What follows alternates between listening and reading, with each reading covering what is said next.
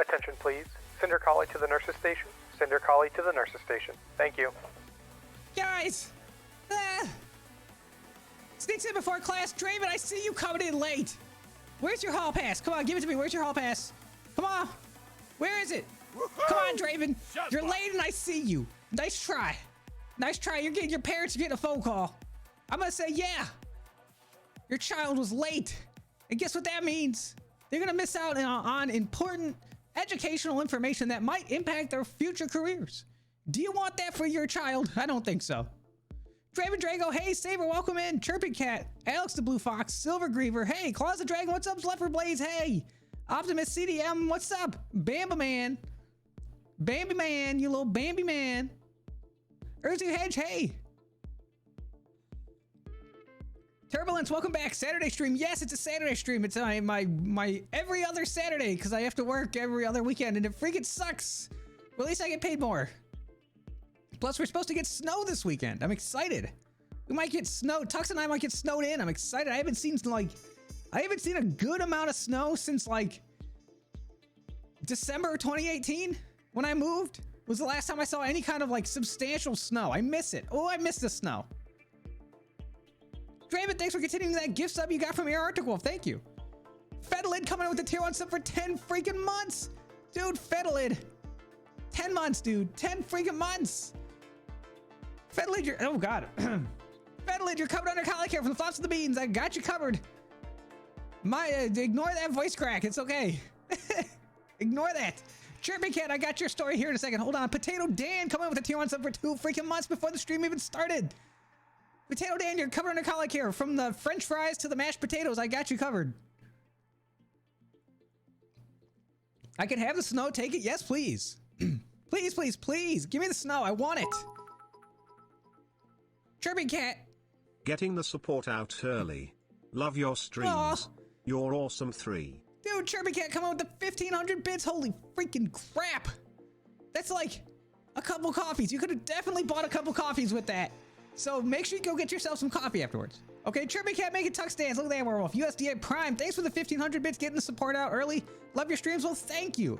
Chirpy Cat, thank you. You've been so kind and so generous. Thank you. Thank you, thank you, thank you. Ugh.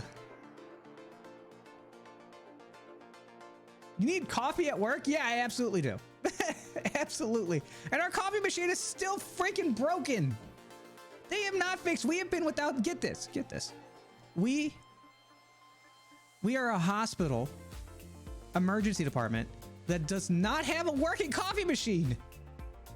Name a better duo than an emergency room and name a better duo than a hospital and coffee.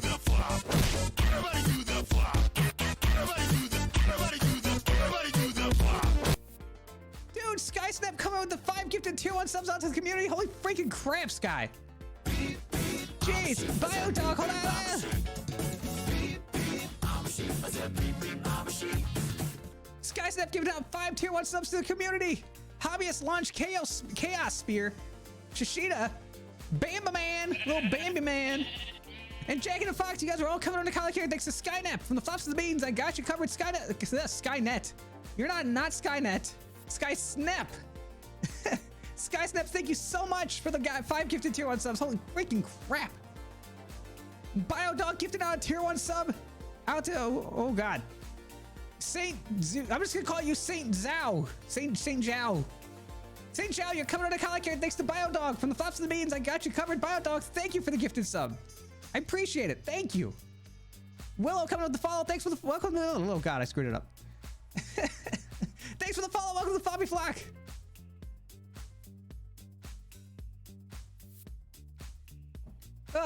Just let me drink my coffee. God, come on.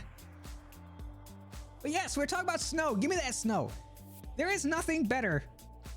To me, there is nothing more serene, more peaceful, and just, so nice than waking up after a fresh snowfall. To secure Hypertrain 3.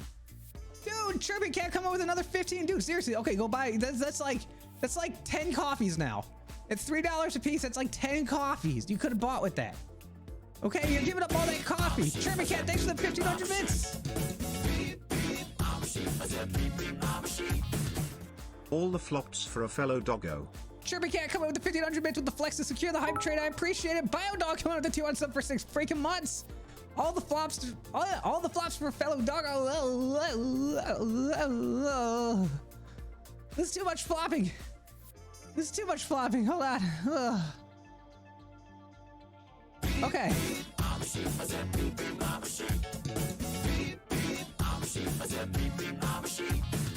Oh my god, Biodog, you're coming to the collar here from Flops and Beans. I got you covered. Draggy Fergan coming with 100 bits. Captain Snuggly Cactus gifted on tier 1 sub to Moss the Fox. Slides Cinder a hot espresso for being a good boy. Oh, sweet, thanks. Tasty. Also, first of all, Moss. Come on, Moss. Where is he at? Where's Moss at? We got to give him congratulations again for getting that check mark. Snow is so peaceful, especially at night when everything is quiet. Jeez, Unless Sky you Snap, get hold to on. drive in it, then it's exhilaratingly fun. Draven Drago with the 50, Break Collie with the 4, Alex the Blue Fox with the 100 bits. Thank you guys. And then Sky Snap coming down another 5 tier 1 subs. Everybody do the flop. Everybody do the flop. Everybody do the flop. My neck. Sky Snap giving out the 5 tier 1 subs out to the community. I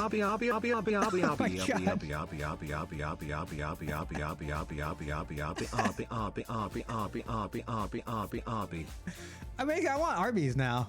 Sound like I'm saying Arby's. Spark of the Wolf, Melon Cat, Calinus, Carnarus, God, oh God.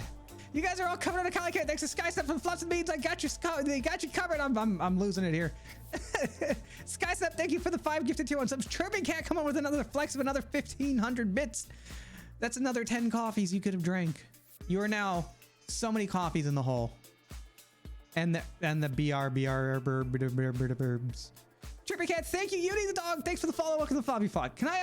I've taken like 3 sips out of my coffee, guys, because it's hard to do the flopping motion with a handful of coffee.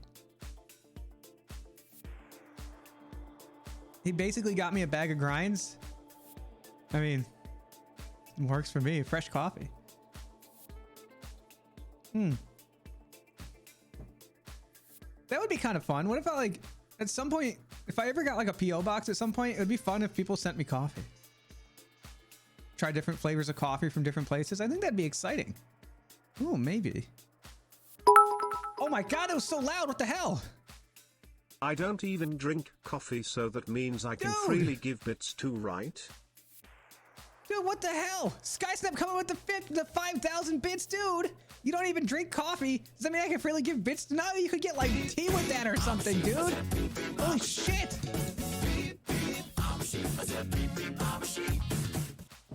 Skysnap coming in with the 5,000 bits making Tux dance. I don't even think Tux danced at that level. I don't even think he did. I didn't even look at it.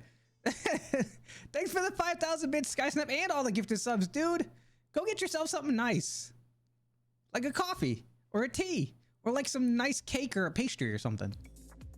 You guys ever just stop at like a little bakery and just get a pastry for yourself just because like you're an adult and nobody can stop you if you eat sweets in the middle of the day before your dinner? Right? Like no one's there to say like, you can't have sweets before dinner. It's like, I'm an adult. I can do what I want. If I'm gonna have cake before dinner, I will. Air Arctic Wolf coming with the tier 1 sub out to the community. Air Arctic Wolf giving out a tier 1 sub to Alex the Blue Fox. Alex the Blue Fox, you're coming on a collar here from Flops to the Beans. I got you covered. Thank you, Air Arctic. Thank you, thank you, thank you. Oh, well, God, why is that so loud? Chirping cats. Nope.avi. Chirping cat, holy crap. Chirping cat coming in with another 5,000 bits. Dude. Dude.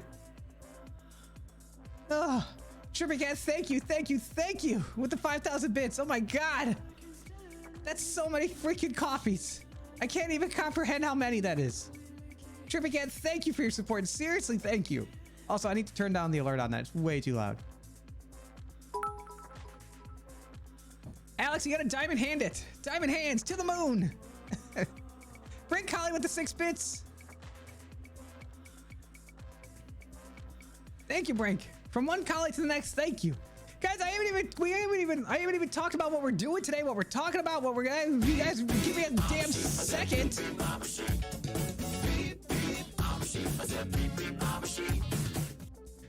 Dude, Brain Collie gifted out 2 on sub out to the community. Flan watches. You're covered under Collie here. Thanks to Brain Collie from the flops to the beans. I got you covered. Thank you, Brain. Thank you, thank you, thank you. Potato Dan with the 245 bits. Make a tuck stand. Look at that werewolf. USDA Prime. Prime werewolf. Alex. Alex the Blue Fox with 100 bits. Make a tuck stand. Look at that werewolf. Let's find out if the moon is really made of cheese. I thought it was a pizza pie, like it hits your eye. Oh, dude, guys, what the hell? Oh.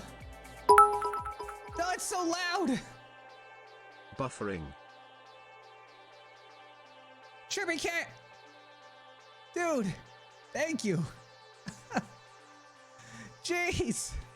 Chirpy Cat coming with another 50 bits, blasting my ears with that really loud notification that I need to fix.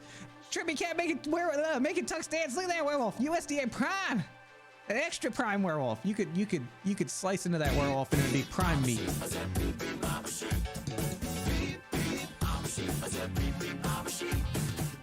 Two months with the good boy nurse Cinder. The best doggo ER nurse. Aww. Gives more coffee. Draven Drago coming with the tier 1 sub for 2 freaking months. Dude, thank you for the coffee. I need it. I definitely need it. Thank you. Thank you. Also, are there other ER? Actually, there are. I do know another ER nurse doggo. There is another ER nurse in the fandom who's also a dog. So there is someone else there. So you can't quite say I'm the best yet because you got to go look at them first. We got to take in all the challengers first before you could classify a winner. Draven, thanks for the two months. You're coming under collar care from the flops to the beans. I got you covered. Maybe. I don't know. File a claim or something. We'll figure it out. It'll get lost, I'm sure. Okay, hold on. I owe 2 nursing stories. I owe 2 interesting nursing stories because Chirping Cat redeemed one at the start of the stream and Air Arctic Wolf came in with another one. Okay, so we're going to talk about fractures today. So we're going to finish our journey through the bone zone by finishing with fractures today because we've talked about bones. We've talked about Jesus. Joints, we talked about joints. Chirping_cat and I will drown you with all this coffee money lol. Too much coffee. Too much coffee. Dude, Skysnap coming with another 5,000 bits. Oh my god. Why? Spend that money somewhere else. Go buy your parents something nice or give money to little old granny on the street or something. I don't know. Jeez. Skysnap, thanks for the 5,000 bits. Thanks for making Tux dance and thanks for blasting my ears with that emote that I definitely need to fix and I should probably do it right now, but I'm not gonna. You prefer energy drinks? I have started drinking those little 5-hour energy shots because we don't have coffee at work. Send some decaf? No, I like my caffeine. Don't take my caffeine. I want it caffeinated. Don't try it. You can't give me decaf coffee and trick me into thinking it's caffeine coffee. I'm not some old lady in a nursing home that you can get away with that. We used to do that, by the way. Little old dementia ladies who want caffeinated coffee. You give them decaf. They're not gonna know. The last thing you want is 90-year-old, Edith who has dementia hyped up on caffeine. You don't want to do that. You don't want to do that. Okay, so yeah, we're going to talk about fractures today. We're going to talk about broken bones. We've talked about them before in the past, but because we're talking about bones, I felt like it was, relevant enough to bring back a lecture that we've done before with a little bit more interest or a little bit more information. Because I like to repeat lectures every once in a while to build on the information that you guys learned the first time. The more you learn it, the more you understand it. So I have 2 nursing stories I can tell about fractures. One of them, so I got 2, so I got to do 2 stories. Okay. I'll tell this one first. So when you have a displaced fracture, which is a fracture where the bones don't line up, right? So the bones have been knocked out of alignment because of the way the bone break. You have to reset that bone. You can't leave it displaced. You have to at least do your best to reset it and get it mostly in line.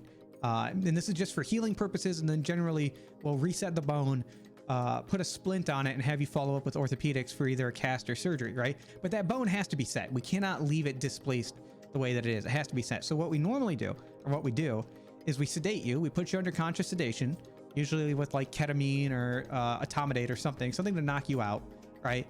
And then while you're asleep, we There's not really anything special. You take one end of the arm, you take the other arm, and you just pull it straight. That's it. So, and then we pull it straight, and then we have a portable X-ray machine that we call a C-arm that lets us do low quality X-ray images, so that we can take a look at the image and make sure it's more than it's in line, right? And yes, it makes every disgusting sound that you think it does when you reset a bone. Sometimes we do it, and even I'm sitting there at the side of the bed helping the doctor, and I hear that crack, and I'm like, ugh. Kind of makes you do like the, I'll give you a little, makes you kind of clench your butthole a little bit, kind of like, oh god, it's so gross. So anyways, we had this, she had to have been like, I think she was like 4, maybe 5-year-old girl.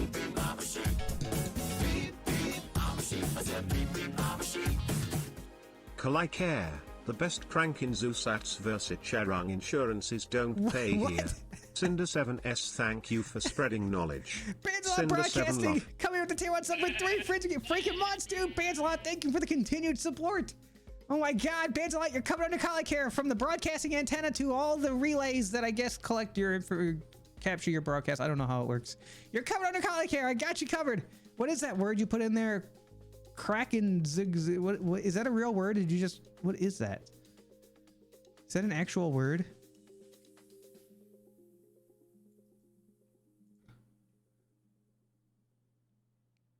I don't know what that means. I don't know what that means. It's German? What does it mean in German? Supplemental health insurance. Wow. That is a long word for supplemental health insurance, but I guess it's better than 3 separate words. Well, I appreciate it, Bansalot. Thank you, thank you, thank you. Alex RP, Alex RP. Thanks for the follow. Welcome to Poppy Flock. Okay, so we had this like 4. She was between like 4 and 6, so she was like, maybe like preschool, like early elementary school age, and she had a fractured arm. She had a broken arm, and it had to be reset. It was a displaced fracture, so we had to reset it, and we got everything set up. We sedate we tell the patient, we tell the family member, like usually the parents were like, look, I know you want to be with your child right now, but trust me when I say you do not want to be in here when we do this. So we keep the family in the room until we sedate them. So we sedate the patient, we make sure she's sleeping, and then we're like, okay, family, go down the hall for a minute, like go away. You don't want to be here for this. So we kick the family out, and the doc kind of looks around and he's like, okay, we ready? I was like, yeah. He goes to, we kind of are manipulating the arm, and usually patients under sedation will kind of like moan or kind of groan a little bit because they're completely out of it, but sometimes they'll react a little bit to the pain, right? So we go to set the bone, and the doctor pulls, and this poor kid, she screamed bloody freaking murder, like sat up out of the bed, like screaming, like it was horrible. I felt so bad for her. So we it was really quick. She didn't it wasn't like a continuous scream, but it was definitely like she sat up and screamed and then went back down. And we were like, me and the doc were like, oops, oh God, maybe we should have used more sedation. The good news is she didn't remember a damn thing. She didn't remember any of it. Even if they're still kind of awake when it happens, the medication causes them to have amnesia. She didn't remember any of it. She was sedated enough. She was sedated that she wasn't responding to us. We probably could have used a little bit more, but I've never seen anybody react that way before. I felt really bad, and I'm glad the family wasn't in there because they probably would have attacked somebody. But then she woke up and she was fine. She didn't remember anything. She felt a lot better. Like, me and the doc just kind of looked at each other like, yeah, everything went great. It was perfect. No problems. Oops. But I promise you guys, they don't remember anything. Even if you feel it, you don't remember. So you wake up and it's like it never happened. The second story. Hold on. Here's one. I've got a spinal fracture and a regular fracture that's near a right angle that was never set in my right hand. Really? Do you have any do you guys ever keep pictures of x-rays? Like if your doctor x-rays your hand and it's broken, do you ever keep pictures of it? I would probably, I've never broken a bone, but if I ever did, I would definitely keep a picture of the x-ray. So the other story I had, this was a year and a half ago, I think.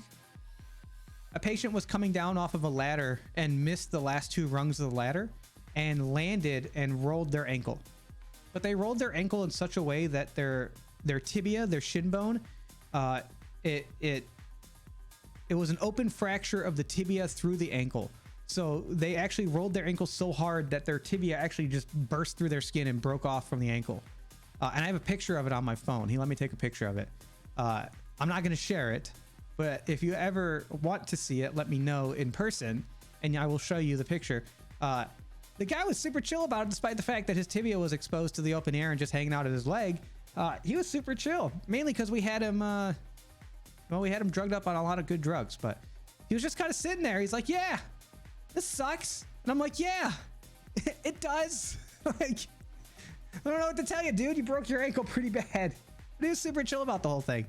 But I mean, it is, and if you see the picture, you can see it's a very clean break. You can see the bone. You can see the little fossas where everything hooking. It's really cool. It's a really neat picture. The guy was really chill. Ended up going to surgery and getting it fixed. I don't know what happened to him. The hospitals here don't keep physical records, so you can never own. You just ask them. They can pull it up on the computer and you take a picture of it on the computer. Draggy, take care. Hopefully things start. Hopefully your internet starts working. Who is ever? That's morbid. It's not. Dude. It's fascinating. I think it's super fascinating. We have this weird. All of me and my colleagues have this weird fascination with traumatic injuries. we call it trauma wood, right? Like a boner, like trauma wood. So when we get when they page in a trauma and we know what's coming, they'll be like, MVC, so motor vehicle collision, 60 mile an hour, unrestrained, had to be like extracted from the car, is unconscious. Right? When we get that page, we get that call from the ambulance, we all kind of stand around. We're like, ooh, what is it? Oh, what do you got? Oh, you got like a gunshot wound to the abdomen. Oh, can I come play with you? Like, can we come play together? Like, come on, let's go in there. Let's go play. That's how we always say it. Like, you want to come play in this trauma real quick? And we all get like super excited about it. We're like, yes, gunshot wounds, stabbings, yes. We call it trauma wood. When you get all excited about a trauma, you pop a little bit of trauma wood. The Kevin Ware injury. Oh, it's so good. If you guys don't know the Kevin Ware injury, he was a basketball player, a college basketball player. I think it was like Louisville, right? Who I think he was either doing a layup or he was going for a rebound, and he landed on his ankle and had a compound fracture of his tibia out of his. You could see it on live TV. He lands like right in front of the bench, and the bench all like you can see their reaction to his bone hanging out of his leg. It's pretty interesting. Sadistic much? No, I don't want to inflict pain on other people. I just find it fascinating. I find it exciting. It is the type of medicine that I crave. Like, I think, here, I'll try to explain it like this. When I started working down in the emergency department, I had an idealized version of what I thought working in the emergency department would be. Much like everybody else who's probably ever worked down there to start, they have an idea of what they think it's going to be. You think it's going to be all gunshot wounds and traumatic injuries and like fascinating diseases and all this other things, right? It's not. A lot of it is just like the trenches of medicine, right? You're dealing with a lot of stupid things, a lot of compliance issues and chronic illnesses that aren't really the most exciting from like an ER standpoint, right? Like a CHF exacerbation doesn't make for the best stories, right? I can tell you about my patient who didn't take Lasix for 3 days, whose legs were swollen, and they had like pulmonary edema and chest congestion because their heart was failing. And that's not really exciting. It's like, what did we do? We gave them Lasix and we sent them up to the cardiac floor for Lasix. Okay, great. That's not exciting. But that's like 80% of what we deal with is that type of medicine. So then when we get the 20% of what I thought the ER was going to be all the time, it's even more exciting. So it's like, it makes it worth doing all of the stupid stuff when you get a patient who impaled their rectum with a tree branch, right? Like, it's exciting. It's fun. You're like, oh man, that looks cool.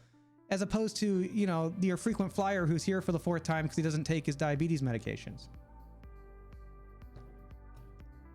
And yes, that's a true story. That poor guy. Talk about trauma wood, right? One fracture-based injury story was actually with techs, with the techs in radiology. I went in for a foot x-ray for a toe. These techs start setting me up for a chest scan and then asked if I had any questions. I had many. I mean, I'm glad that you told them and that they fixed it. Sometimes they get just overwhelmed. Apparently he couldn't take the whole tree. Oh my God. Yeah, he stopped at the branch. He couldn't take the rest of it. A person with a cucumber up their butt. I mean, at least that's funny.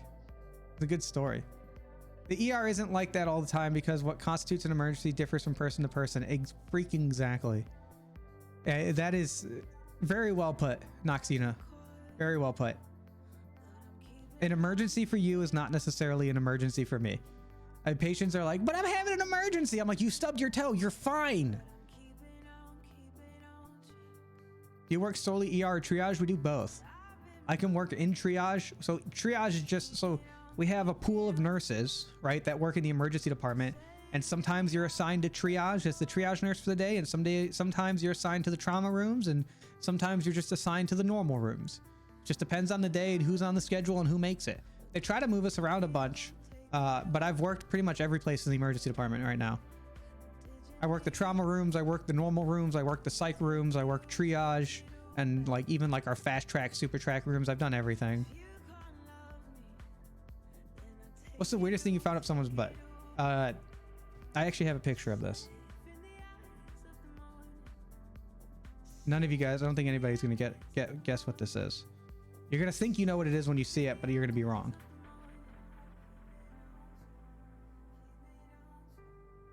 Hold on.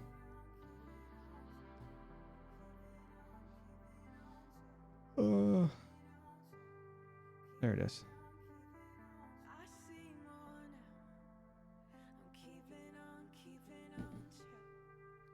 Tio, it's an X-ray. It's an X-ray. It's okay. At least it should be.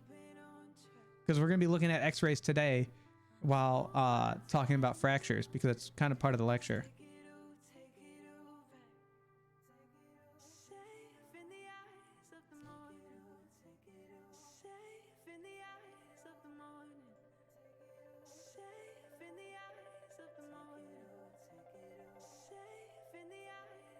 What do you guys think that is? Take a guess.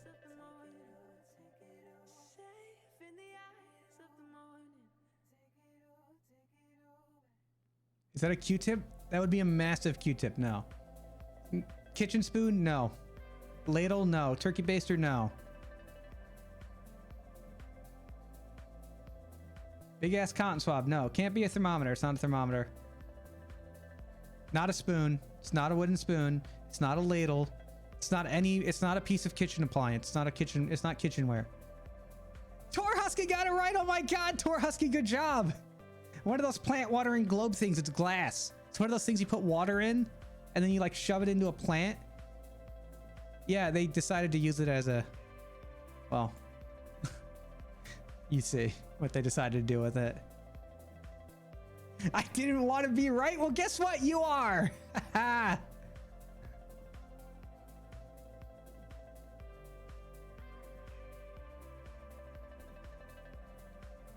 Does that answer your question about the weirdest thing I've seen up someone's butt?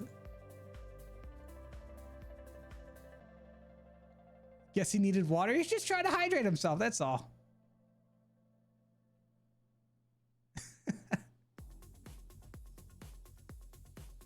I thought only metal showed up that bright. I think they turned up the, you can mess with the settings. That was the doc took the picture of it, but it was definitely glass.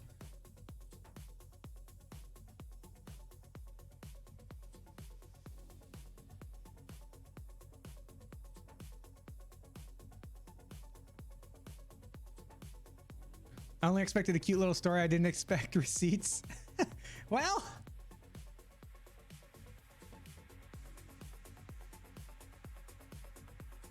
lucky it didn't break in there. Very lucky. Some pigments are radio opaque. I believe you're correct, and that is the right term. So I believe radio opaque means that you can see it, and then there's radio lucent.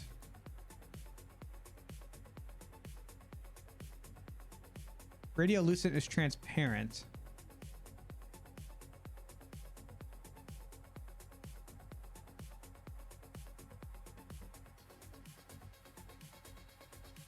Yeah, transparent to x-rays.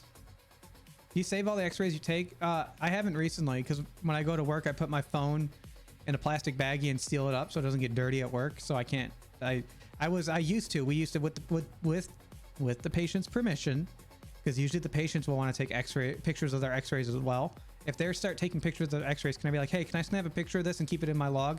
And I just, there'll be no identifying information. Then usually they're like, yeah, I don't care.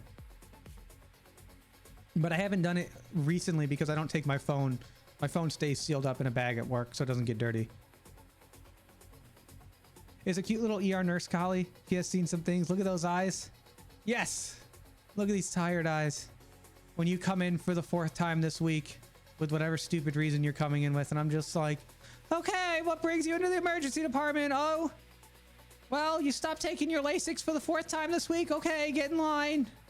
Like, boring. As opposed to, okay, what brings you to the ER? Oh, you shoved a piece of glass up your butt? This way. Let's go get an x-ray. Barbosa, hey, what's up? How you doing? What's the most common object people use as... Okay, most common object? Fruits are pretty common. Like food, vegetables, fruits, phallic-shaped culinary objects. Why? Because they're easily obtainable.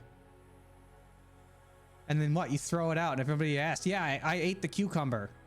Like, easy. Although we did have a patient once, I wasn't here for this one, but, and I've told this story before, I had a patient who tried to put he didn't try, he succeeded in putting a Yankee Candle up his butt. Like one of the short, thick ones, apparently it was. It definitely wasn't one of the little ones. And my question immediately was, what flavor was it? And if he farts, will it smell like that flavor? I was not given an answer to that question. I was actually given some weird looks, but also still curious as to what the result from that was. Like, could you imagine? Could you imagine you're just sitting there after shoving a Yankee Candle up your butt and you're like, oh, incoming storm flavor. Thank you. It smells like storm weather. You're like, you know, you're just sitting there and all of a sudden like, autumn breeze. Right? Like, I'm sure, you know, maybe. Pumpkin spice.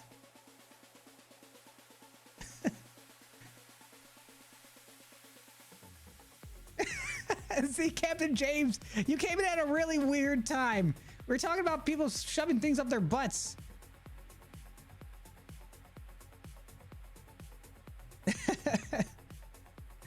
Okay. Here we go. Because we're already down this rabbit hole, we might as well just dig ourselves deeper. If you had to pick like a common scent for your flatulence to be, what would it be? I think I'd go with like a citrus, like an orange, like a lemon orange zest, right? Because like nothing's better than like that zesty, citrusy orange smell. And you're just like, ah, it smells fresh. Cinnamon? I refuse to answer. Lavender chamomile. Blueberry, citrus, ginger. Can I go with no scent? No, you can't. You got to pick one. And you pick wisely because this is what's going to follow you for the rest of your life. Campfire? I refuse to answer that because then I would...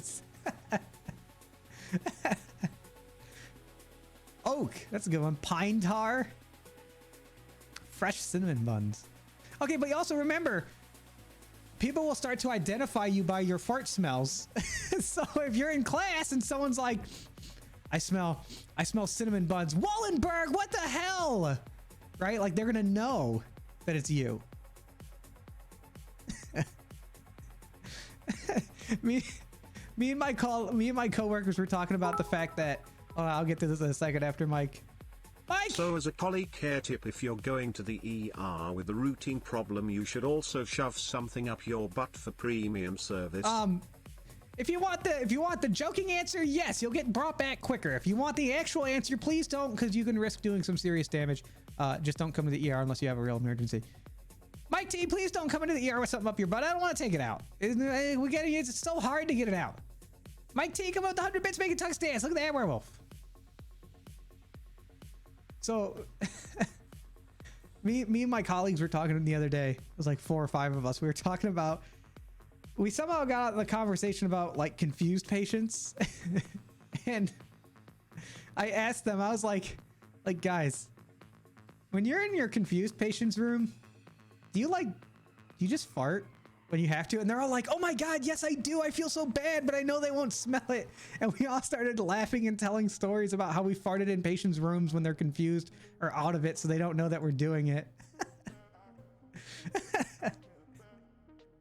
Oh my God, we all felt terrible afterwards. It was kind of nice to have that commonality of like, oh my God, you do it too? It's not just me. I'm not a horrible person. Best Boy Jack, you came in at a very weird time. What's up?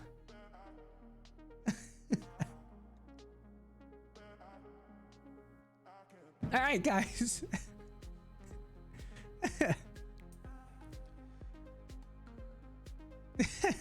So let's talk about bones. Guys, are you ready to enter back into the bone zone where we're going to talk about more bones? This time we're going to talk about fractures. Shot spot. What kind of conversations you're having? You guys would love to be a fly on the wall of conversations of ER nurses in the break room. You would love to listen to our conversations. We talk about basically everything that's going on in the ER and all the nasty things that people do. And then we make fun of them. And it's actually like one of my favorite parts of my job. Yeezy, no bones here. Look at that goose. Look at that wiggly goose. Also, Vince, what's up, Vince?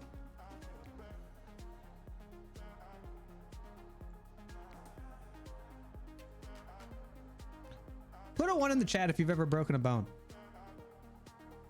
Put a 2 in the chat if you haven't.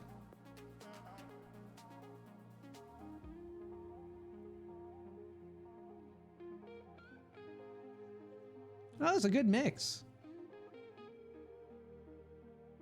Would you ever thought about how your coworkers' personas, how they would look? I can't say I've spent any significant amount of time on it. Press 3 if you want Cinder to fix that for you. Yes. If you press a 2, guess what? I'll make you a 1. Do teeth count? Not really. I'm talking more like bones. Teeth aren't bones. They're kind of like, are they bones? Teeth are like enamel. I don't even know what they are.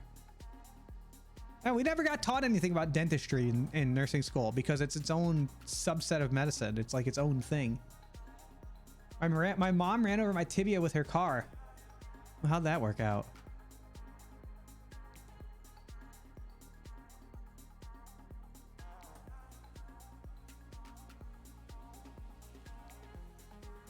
I had to get blood transfusion weekly as a kid. Were you anemic?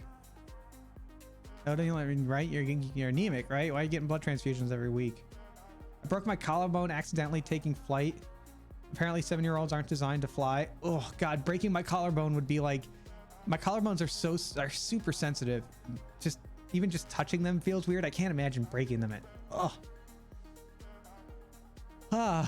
Makes me like shiver.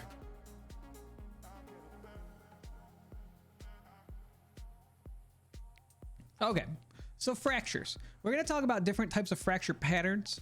Okay, so the different ways a bone can break.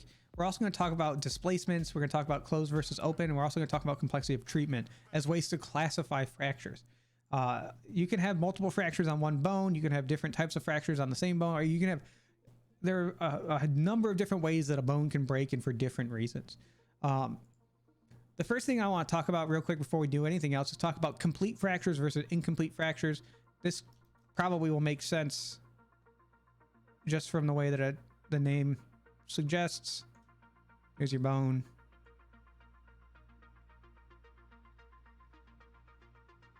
There's your bone. A complete fracture is a fracture that's going to break all the way across. Wishbone. Wishbone. Do you guys remember those Wishbone, like the dog, Wishbone the dog, I think his name was, little videos that, like, I used to watch them as a kid. They were like little stories with that little dog. I think his name was Wishbone. Am I the only one? Is that a fever dream or is that a real thing? It is a real thing. Oh my God. Okay, I'm good. I'm glad it wasn't like a fever dream of just my childhood. Broster coming with 100 bits, making tux dance. Look at that werewolf go. USDA Prime. Best Boy Jack, thanks for the follow. Welcome to Fobby Flock. The little beagle? Yeah, that's what he was. I even, like, we used to watch it. My parents used to have like all these videos of it. I remember watching them. I don't remember much of them, but they would do, it was like, they did like Shakespeare and stuff, right? They did like stories. I kind of forget. I forget they did. What did they do? I thought they did like dumbed down kids versions of popular stories, right? Classical literature. Yeah, okay, it was classical literature. Hey, I remember some of this stuff from when I was a child. I remember. Oh my God. I didn't know that was real. I guess I could have looked it up, but I just wasn't sure if it was weird. Oh my God, hold on.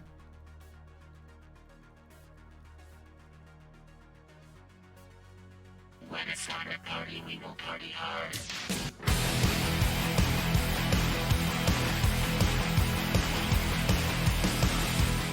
Dude, Tyru plays come in with a rate of 5. Holy freaking crap. Tyru, what were you doing? What were you playing? What were you doing? What were you playing? Conqueror's Bad Fur Day. The Great Mighty Pooh. I'm gonna take a shit on you. Isn't that how that song goes? I haven't played that game. I remember playing that game as a child and being terrified that my parents were gonna find out that I was playing a game with cuss words in it. Dude, Tyru, thanks for the rate of 5. Thanks for sharing your community with mine, and thank you for blasting my ears full of wonderful Andrew WK. Thank you. Welcome in, guys. We're talking about fractures. You came in right at the start of the lecture. Right at the start of the lecture, we're going to talk about fractures and how bones break. Because we are the 3rd day of being in the bone zone, which is when we talk about bones.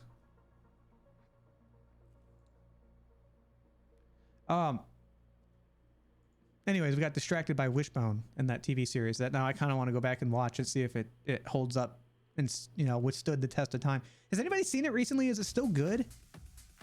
Is it still good? Okay. So a complete fracture is a fracture that's going to go through the entire axis of the bone, the entire way across the bone, right? So this would be a complete fracture here. An incomplete fracture is a fracture that only breaks a little bit into the bone but doesn't go all the way through. All right? That's probably the most simple kind of first classification of a fracture. Is going to be a complete fracture versus incomplete. Does it go all the way through, or does it stop halfway through or somewhere short? All right? Then you have different types of fracture patterns.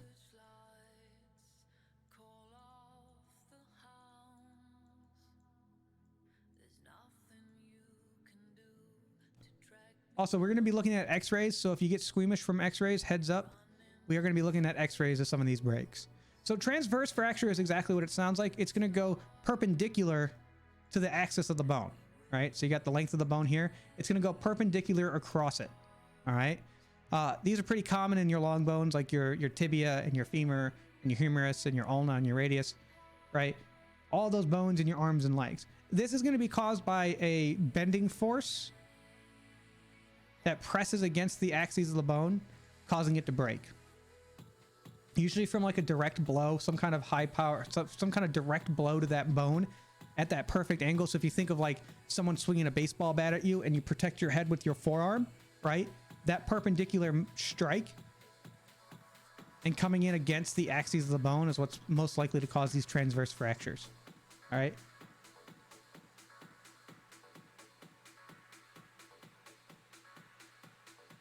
You can see here that's a transverse fracture of the tibia, the shin bone, mildly displaced. We'll talk about displacement in a minute, but it's mildly displaced. But you have a transverse fracture all the way, complete transverse fracture all the way through the bone, perpendicular to the axes of the bone. The femur breaker, yeah, actually, I think it would. I think that would do it. No twitch jail. They're x-rays. There's nothing. This is not. There's no way that this is graphic or considered extremely graphic or gory. Like, no way. Not in the relation of what we're talking about. I understand the reason why they did it the first time I got suspended. I understand that video I showed was probably a little bit, I pushed the limits a little bit too far. There's no way this should be okay. This should be okay. They're x-rays. I've shared x-rays on stream before and been fine.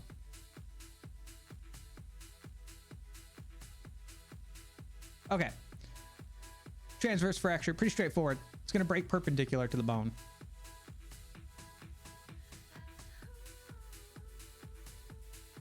I actually couldn't find any good pictures of a linear fracture. A lot of these occur in the skull and not so much in the long bones. But a linear fracture is going to go parallel or run up the length of the bone, right? So it's going to go with the axes, the long axes of the bone here. This can usually be caused by like a crushing force of some kind.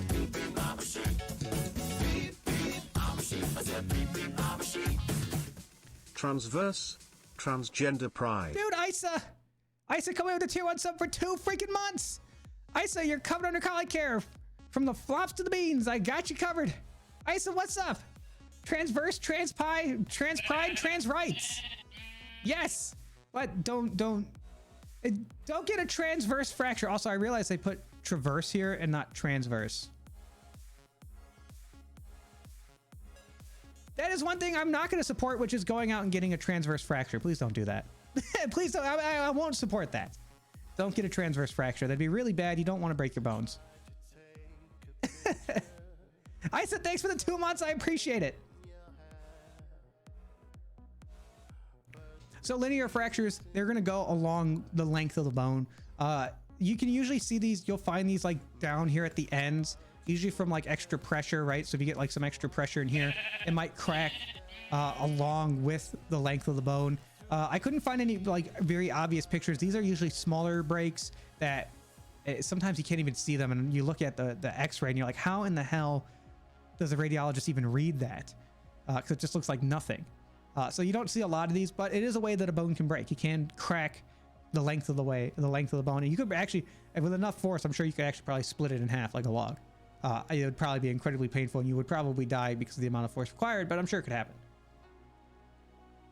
Poppy Riot, thanks for the follow. Welcome to Poppy Flock. Umbreon, thanks for the follow. Welcome to Poppy Flock.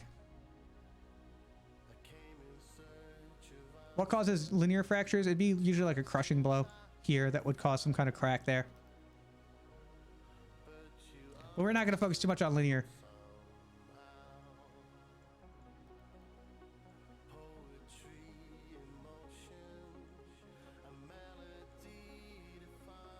An oblique fracture.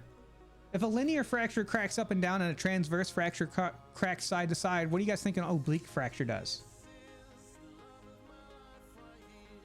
This is the end of my life. This is...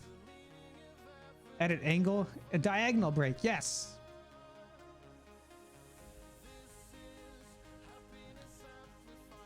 Oblique fractures are this is a complete oblique fracture.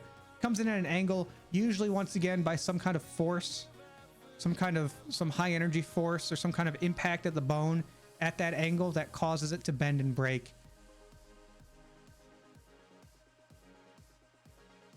There's a lot of tibias on these x-rays, by the way. There's your x-ray of your oblique fracture of someone's poor tibia going and cracking sideways. That looks painful. Looks like it would hurt. I agree. It does look like it would hurt. It's always the tibia. It's tibia, radius, ulna. Like those are the ones that break the most. I'd say the arm, the forearm, so your radius and your ulna are the ones we see the most breaks from. I'd say the majority of our breaks are children and tibia fibia breaks or some kind of wrist or hand break too. Don't forget, you got a lot of bones in your hand that can break. Your fingers can break. Your wrist can actually break. A lot of things that in your hands and your wrist can break. Does breaking a bone hurt for ages or just for... I've never broken a bone. I don't know.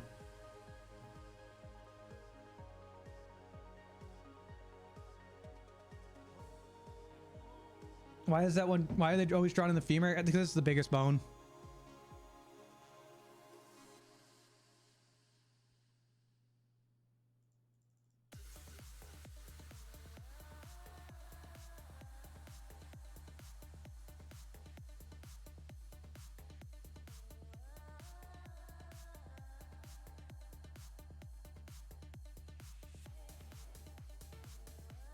Spiral fracture. What do you guys think? What do you guys think a spiral fracture is? These ones are nasty. I feel bad. These ones look like they hurt. A bad one? It is a bad one.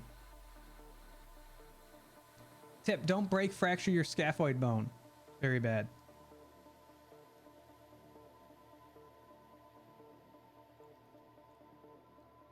A spiral fracture is a fracture line that's going to run, it's going to spiral along the bone across multiple axes.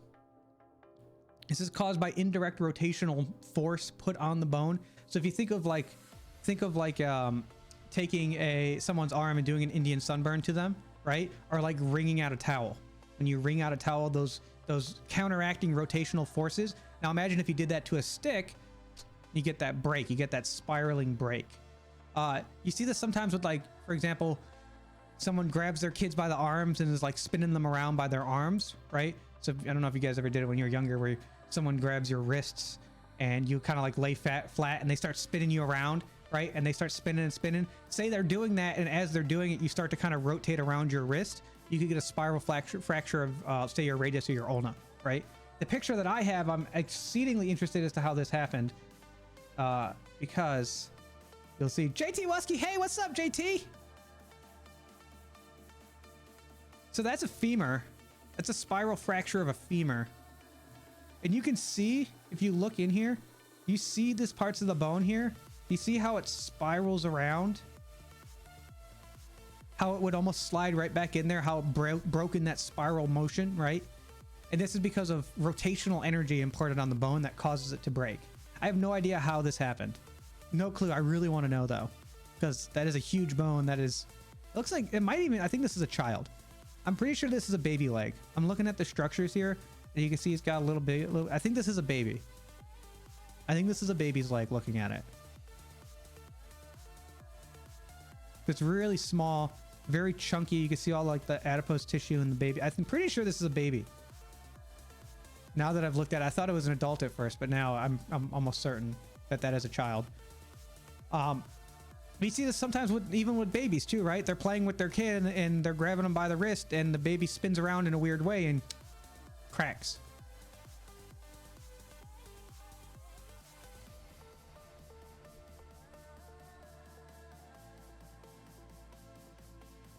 Oh, I don't want red.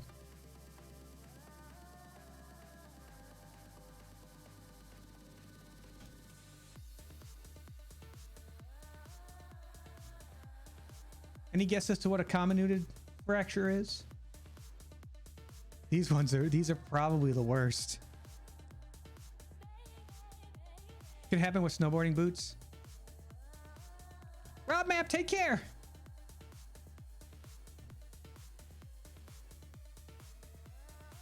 A communism fracture? No. A comminuted fracture is a fracture that breaks into 3 or more shards or pieces. This happens due to high energy.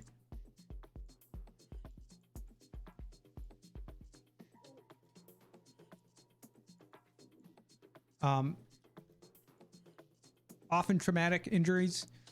Get a fracture into 3 or more pieces. I've seen some. I had a patient with a comminuted femur fracture a couple months ago. They fell and their femur just crumbled apart. I felt really bad for her. These ones require surgery. This x-ray it's a good x-ray right here. I don't know what happened, but I want to know. So there's more than 3 parts. Let's see, how many parts are there? 1, 2, 3, 4, 5, 6. Looks like maybe 7, maybe. I'm sure there's a bunch of little pieces in there too. This is a comminuted fracture. It's a fracture of 3 or more pieces, usually a result of high energy impacts or trauma. Looks like shards of glass. I'm sure it feels like shards of glass too. You're thinking 10? I'm sure what? Maybe there's one there. I don't know if you count that. I'm not sure.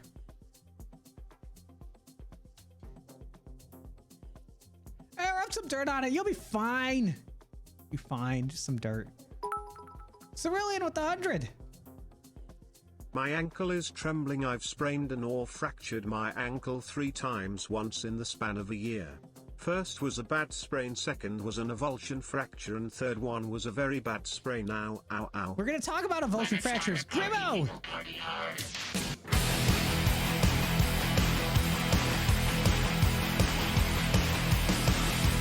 Dude, Grimo! Grimo, did you click on heads? Were you being the Rainbow Six siegiest of dogs? We should play Grimo. I've been playing a little bit recently in between Dyson Sphere and doing nothing. I've been playing some Rainbow Six with Vacky and a few other people. You should play. I'm terrible at it, but we should play. Shikaka, I gotta drag you in there too. Dude, Grimo, come in with a rate of 20 freaking 1. Grimo, thank you for sharing your community with mine, and thank you for blasting my ears for the wonderful Andrew WK. It's the Shep with the Blimp and the Derbiest boy who brings all the joy. It's Grimo Shepherd. Now, Grimo, we need to talk about that other ear. You know, you only got one flop. You got half good ear, half bad ear. Let me see if I can just help you. Make that other one flop. Let me just try. See what I can do to help you. You came in. Yes, you guys came in while we're still firmly in the bone zone, where we're talking about bones. We're talking about fractures.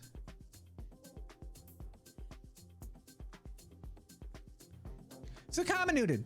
Fractures that break into 3 or more pieces. Not good, often require surgery, usually the result of high energy trauma or impact on the bone that causes it to shatter and break. The bone zone.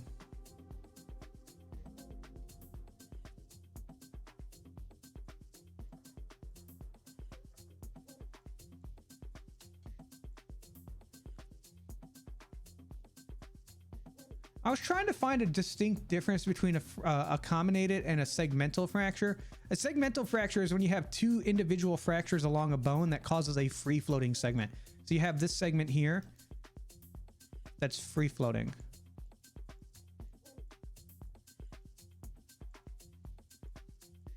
I think the main difference I found is that this is all one fracture, right?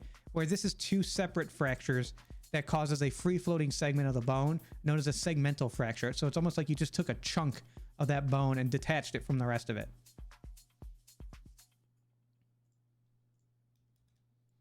There's their image of it. This time it's somebody's, it looks like the fibula. Fibia. I always get them mixed up. Fibula, tibia. Tibia, fibula. You can see here, you have 2 separate fractures that cause this free-floating bone. Although it looks like they've already had some work done on that bone. Looks like they had a previous fracture of their tibia at some point. Cinder is so cute, but he's talking about scary stuff. Caleb, it's okay. It's okay to learn about scary things. It's okay to get outside your comfort zone. Because the more you learn about it, when you do not let things that scare you live in obscurity. The more you understand, the less you'll be scared.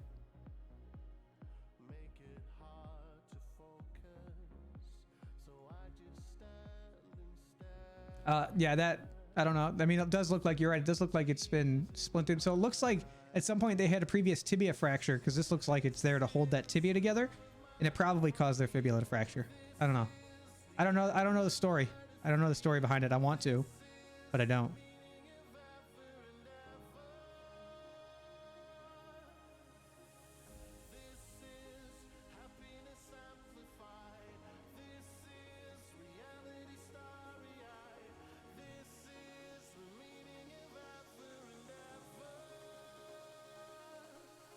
Green stick fracture. What do you guys think a green stick fracture is? What cam do I use? Like, what webcam do I use? Is that what you're asking? There's more? Oh, there is 3 more different fracture patterns that we can talk about. There are 3 more different fracture patterns.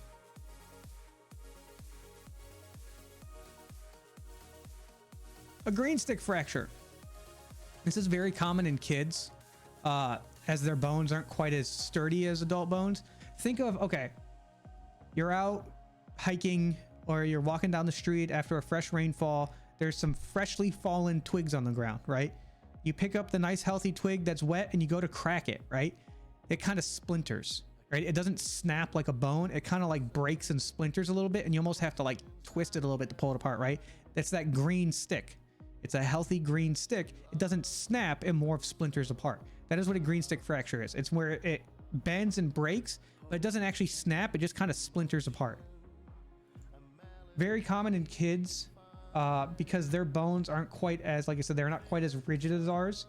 So they don't get that snap, they get more of like a splintering. There's a very good picture of a green stick fracture.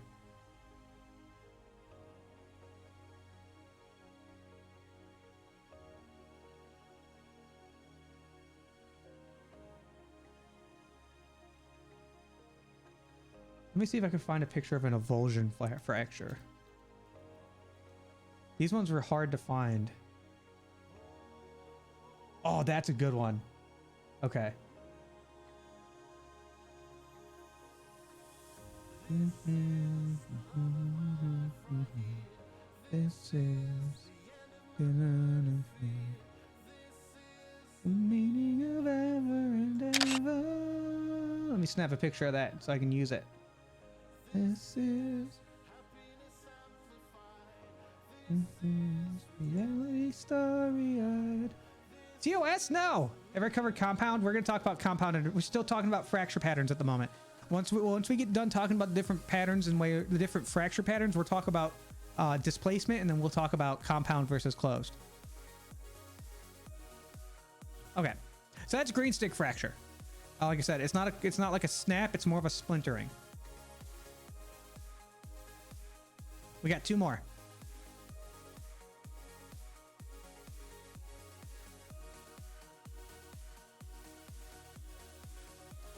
An impacted fracture. This occurs from force, like a crushing force. So if you think of like jumping from a high height and landing on your feet, you can get compound or impacted fractures of your foot bones as well as your tibia, right? Because that force, that crushing force, causes the bones to become impacted. This one here, it's a little bit hard to see. This is a wrist,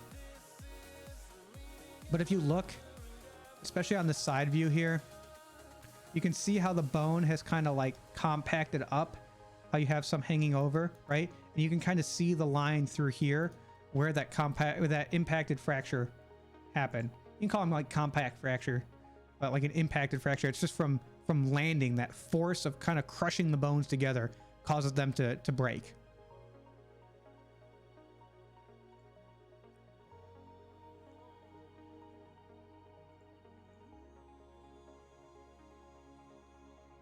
When it's time to party, we will party hard.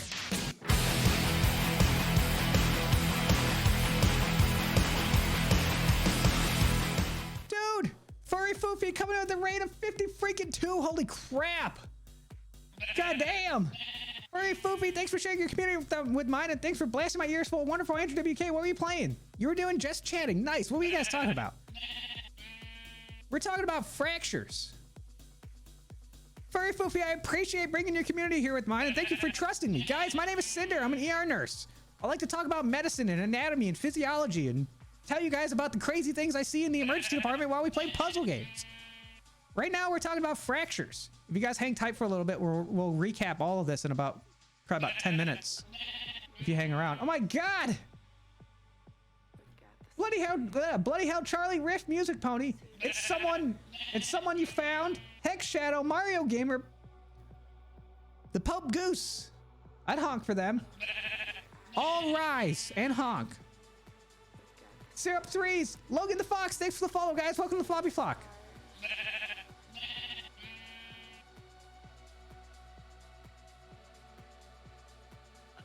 We're doing an editing stream, nice.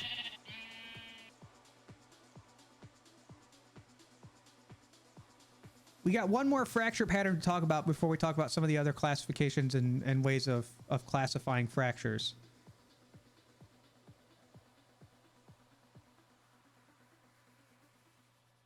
Who had just posted? Someone had just posted in here about an avulsion fracture. Oop, I don't want red. Give me black.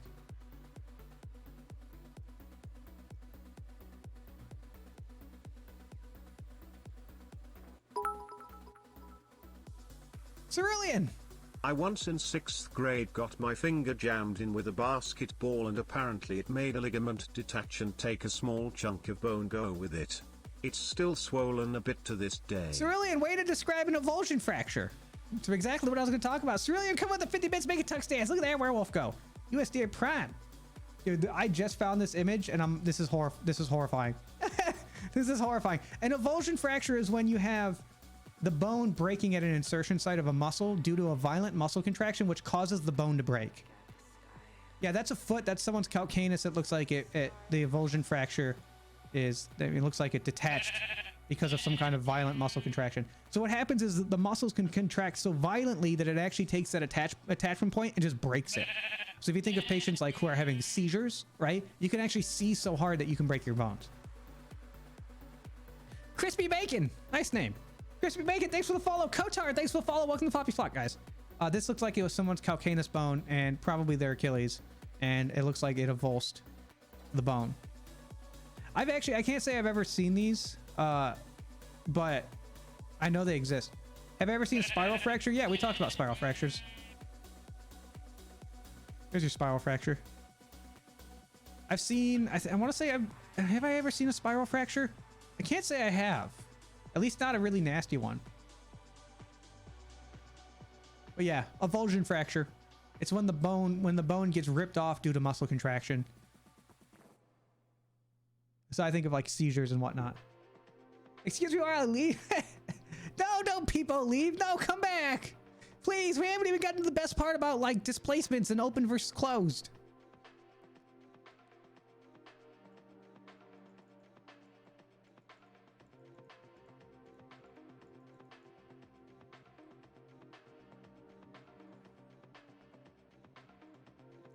Straightforward.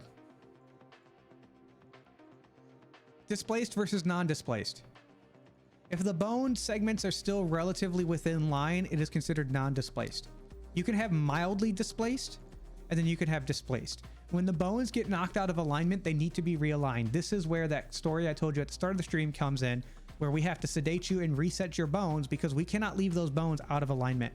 They have to be aligned, or else things are not going to heal well. Heal well. All right. So something like this, which this looks like this also, now the more I look at these, this also looks like a baby. Pretty sure that's a baby's leg as well. This is a displaced femur fracture. It's definitely a femur. But you can see the displacement of how far you cannot leave the bones this offset. That bone has to be reset. And the only way to do that is to pull. And it sucks. Yeah, that is definitely a baby. I just was looking for x-rays and I saw one that had a good image. I was like, great. I didn't really look at it more intently. That is definitely a baby's leg. Sam Lemming, thanks for the follow. Welcome to the Poppy Flock. All right, we got 2 more categories to talk about.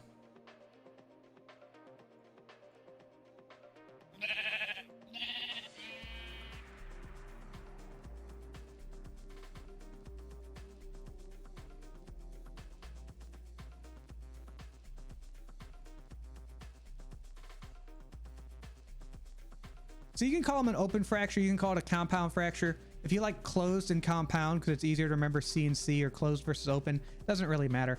Can you scream and go into shock so bad you pass out? So Kitsu, we talked about what actual shock is and not like your body protecting you from pain. Shock is when your blood pressure drops to the point that you can start causing organ damage, and the causes of shock differ. Or at least that's what circulatory shock is. I guess you could refer to it as like shock, but it's not the type of shock that I think of.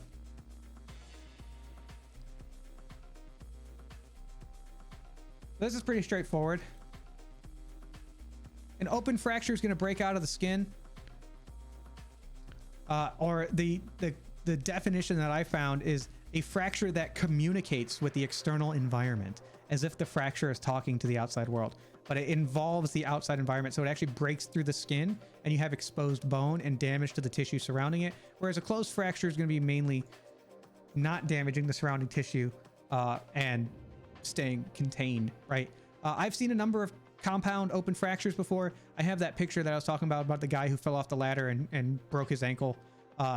It's always kind of startling when you look at a fracture and you're like, oh, look at that, there's some bone. I guess this patient has come into the emergency department and entered the bone zone, because their bones are definitely trying to escape their body. And you can actually like look at it and it's kind of weird. Introvert versus extrovert fracture. Google Demon, thanks for the follow. Welcome to the Poppy Flock. Wee woo. Whoa, wee, whale woo. Thanks for the follow. Welcome to Flobby Flock. Woo! Shazbot! What is this? A furry talking about bones in a professional manner? Yes. Very matter of fact. This unexpected stream is so cool. Oh, heck, Shadow, thank you. It's the skeleton is trying to escape. It's just, especially if you get, look, all I'm saying is if you get a compound fracture in October, you should be very suspicious of your skeleton trying to escape to enjoy the festivities of Halloween. Okay? If you come into the emergency department and you have an open fracture in October, I'm going to look at you super sus and be like, what are you planning? Huh, skeleton? You trying to break free? I don't think so. We're shoving you back in. Get back in there. Get in there. Yeah, I'm on to you, skeletons. Them bones gonna leave the zone. You can't, because once you enter the bone zone, you can't actually leave the bone zone until you're done talking about the bone zone.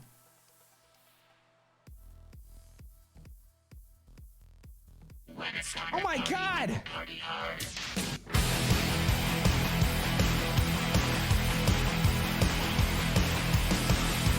Dude, it's Chester the Otter! Oh my god! Ugh! Chester coming with a rate of 144. Holy crap, dude. How'd your art go? I was watching you earlier. You're doing art. My God. We're talking about bones. You guys, welcome. You guys have all entered the bone zone where we're talking about bones. Today we're talking about fractures. We're almost done with the lecture. If you guys hang tight for a second, you guys can get a quick recap on everything we've talked about over the last 30 minutes. All the different types of fracture patterns that we've talked about, some x-rays that we've looked at that are horribly disgusting. And we're almost done. We're currently talking about closed and open fractures. Soon, we got one more little topic to go over, and then we'll recap. I don't even know if I'm going to get all these follows in, so thank you guys so much for following. If you guys are all new follows here, thanks for the follow. Welcome to the Flobby Flock. Welcome on in. Oh my God, Isa. Isa, hold on. It's coming. Oh my God, Isa, what the hell? Dude. Wait for it. Hold on. I gotta get through it. It's gotta go. It's coming. Hold on. It's coming. Oh, not that one. It'll probably be delayed. It's coming. I promise. I'm not gonna continue the lecture until it comes. I'm not gonna continue it. Oh, Shazbot! Shazbot. That's not it. Wait. Oh, wait. That's not it. I'm sitting here getting ready to do this. There it is. Everybody do the flop. Everybody do the flop. Dude, holy freaking crap. Isa gifted out 10 tier 1 subs to the community. Oh my God, Isa. Isa, that's like 30 freaking coffees. You know how much coffee you can get with that? So much coffee. So much. Isa, thank you for the 10 gifted tier 1 subs out to the community. I appreciate your support. I really do. Thank you, thank you, thank you. And I can't wait till we can play Among Us again so I can stab you in the butt. Just like last time. Quick, decisive actions. As imposter. Can't hesitate. When you have an opportunity, you take it. And you're gonna send them straight to hell. Did I get the COVID vaccine yet? Yes, I did. Guys, I'm not gonna keep up with all these follows. I'm sorry. Thank you so much for the follows. VR Among Us when? At some point. Get a group together. I'm bad at planning things, okay? I don't know why. I am not a good planner. I'm more of a follower, not a leader. I don't like leading because when you have to lead, then everybody comes to you with their problems. And I don't want to be the person someone comes to with their problems. I want to be the problem. Jeez, guys. You just keep those shit coming. I'm just going to keep teaching while it's going off, okay? We're almost done.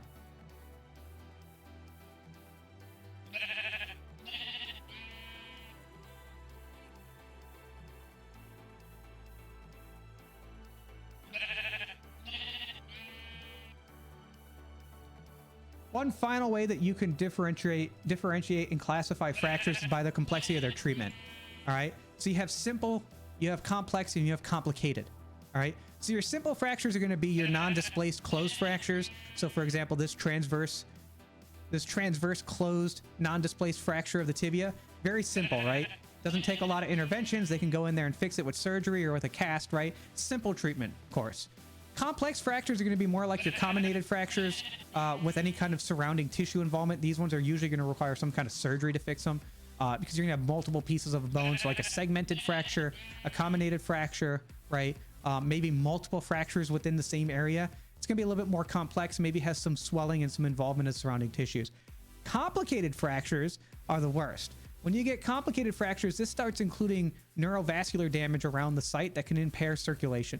These are going to be like your really bad burns, your horrible traumas, anything that involves a break that says, so for example, I had a patient once who had a broken ankle, and the way that the ankle was broken, it was compressing part of her skin and causing circulation to the skin to decrease. Thus, she was at risk for her skin dying. And the doctor didn't really have a choice. He walked in, he saw it, realized that we had to fix this quickly, and without doing anything, grabbed her ankle and just set it. And she was pissed. She was pissed. But you didn't have a choice because it's you know, if you didn't act soon, you risk losing your skin. You risk losing enough damage and causing enough damage to both the ankle and the skin because of that decreased circulation that you can't wait. I wouldn't necessarily call that a complicated one, but the idea that these fractures can sometimes involve neurovascular issues in the surrounding areas. And also, these are typically going to be like your open fractures because now you're involving damage to the tissues, you know, your muscles, your ligaments, your skin, your risk for infection. These fractures have gotten very complicated very quickly because of the mechanism of injury and how bad it gets. Welcome to the bone zone where you're never alone. The patients scream and groan when the bones leave their home. It makes you call the collie on the phone and stop by the ER after taking out a small loan. Cerulean, that was awesome. Cerulean coming with the 50 bits in the awesome poem briefly describing what it's like to be in the bone zone, where, you know, your body tries to get rid of itself. Cerulean, thank you. That was good. Lego Ninja, thanks for the follow. Welcome to the Flabby Flock. Welcome in. Guys, I'm sorry if I missed all your follows. I'm not going to read through all those. I'm sorry. Thank you. I appreciate it. I really do. Thank you.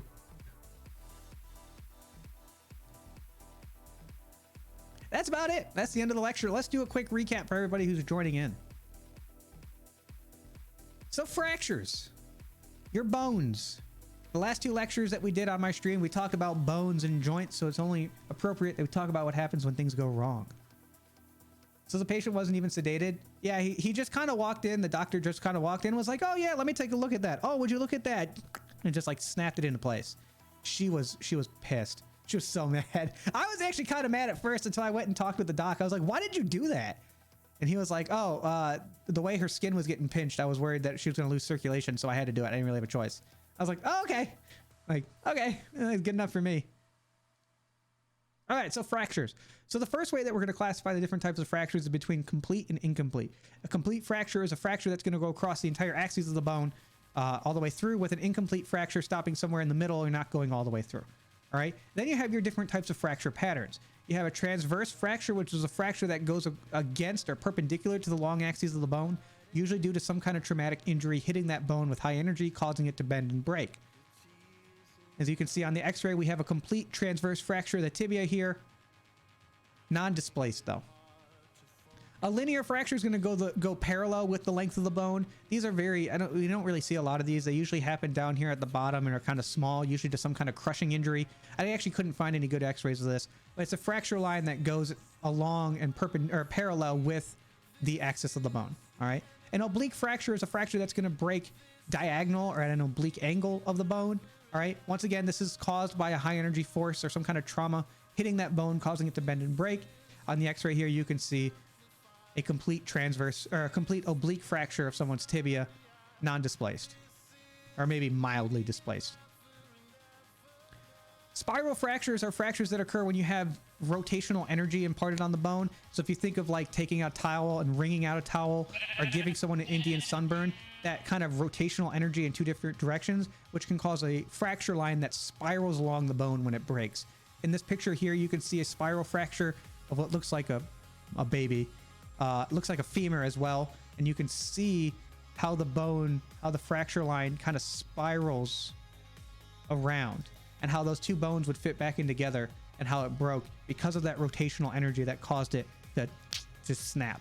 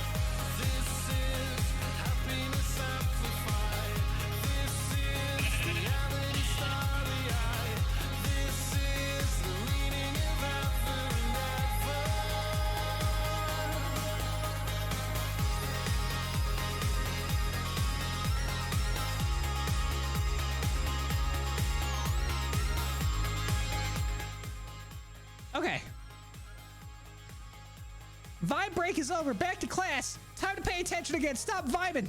Stop vibing. Not a vibe. It's over. Stop it.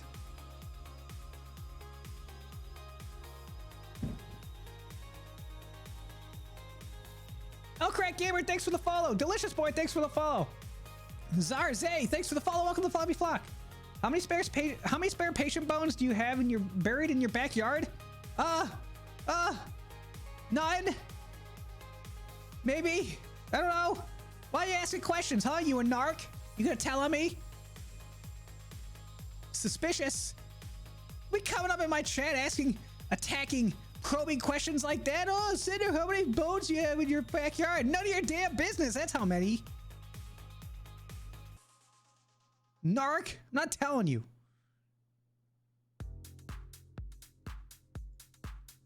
Just respond, no comment. No. Okay, so spiral fractures. So moving on from spiral fractures, we have the comminuted. I can never say it right. Comminuted fractures. These are fractures that break into 3 or more shards or pieces, usually a result of a high energy traumatic impact into the bone that causes it to splinter and shatter. For example, in this picture, you have a very significantly comminuted fracture of somebody's tibia again that has just absolutely shattered into a number of pieces. These require surgery, by the way. These are not fixable easily. Segmental fractures are 2 separate fractures that occur in the same bone that cause a free-floating segment. Not quite the same as a comminuted fracture because there's 2 separate fractures. So, for example, here you have 2 fractures along this bone that leaves that free-floating segment of someone's fibula just floating around. Also requires surgery. Cinder sus probably stabbed them in the butt and stole their bones. Who told you that? Who gave away my... Caleb, get out of here. Those are my secrets. Sometimes you just got to get in there and you just got to... You got to suck those bones out of them after you stab them in the butt. It's like, what is it, from Futurama? Wasn't there like a monster that ate the bones of the sheep? Isn't that an episode of Futurama? It like sucked the bones out? Right? Wasn't that a thing? What was the name of that creature? I forget. The bone vampire. Yeah. Yeah, he sucked out the bones of the sheep and the sheep were left all deflated. Green stick fractures. Green stick fractures are fractures of kind of like the outer side of the bone. It doesn't go completely through the bone and the bone kind of splinters instead of actually breaking. So it's called green stick because if you imagine taking a healthy stick off the ground and trying to break it, instead of it snapping in 2 pieces, it kind of splinters and frays, right? Very common in children because their bones aren't quite fully set yet. So when their bones break, instead of actually snapping, they more of splinter like a green stick would. Thus the name, a green stick fracture. An impacted fracture is a fracture that occurs from high impact, so like jumping off of something and landing on your feet, or in this case, this looks like someone's wrist, so they probably landed on their wrist. It's when you have crushing force on both ends of the bone that cause it to kind of overlap with one another. You can see here on the x-ray, you can kind of see the fracture line right here, as well as you can see the overhang of the bone, how it's been kind of pushed into itself there. And it looks like they probably landed on their wrist in some way or another. Because that's your radius right there. There's your ulna.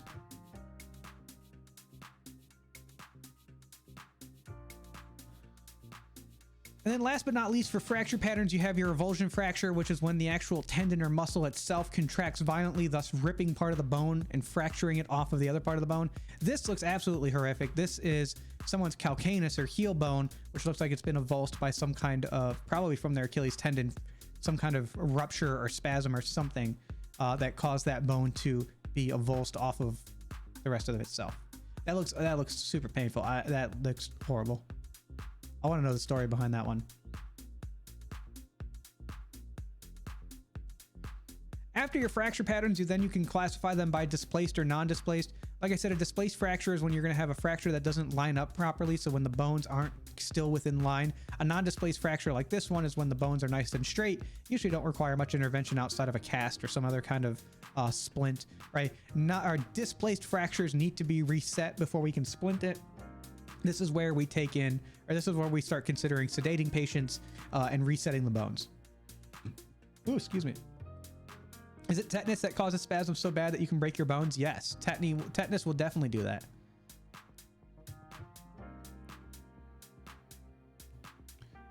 You can continue your classification with closed and open, also known as compound. Pretty straightforward as well. A closed fracture is not going to involve any kind of outside or external environment or any kind of surrounding tissue, whereas a compound or open fracture is going to involve breaking through the skin and the muscle, or what is I have the definition, a fracture that communicates with the external environment as the definition I found. So it interacts with the outside environment. This is your typical bad fractures when the bone actually breaks through the skin. And then you can also classify it by complexity of treatment. A simple fracture is going to require very limited treatment. A complex fracture might require more intensive treatment. And a complicated fracture is going to involve neurovascular damage to the surrounding area and much more complex and involved treatment. A hairline fracture, I think that's when you get like a really tiny one. Let me see. Let's see what it says. Also known as a stress fracture, is a small crack or severe bruise within the bone. The injury is most common in athletes, especially athletes of sports. So it looks like it's just like a small, tiny crack.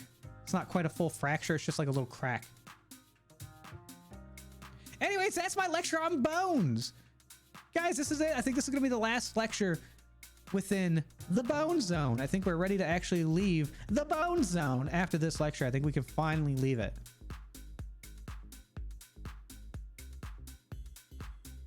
It's only like, oh God, that one is so bad.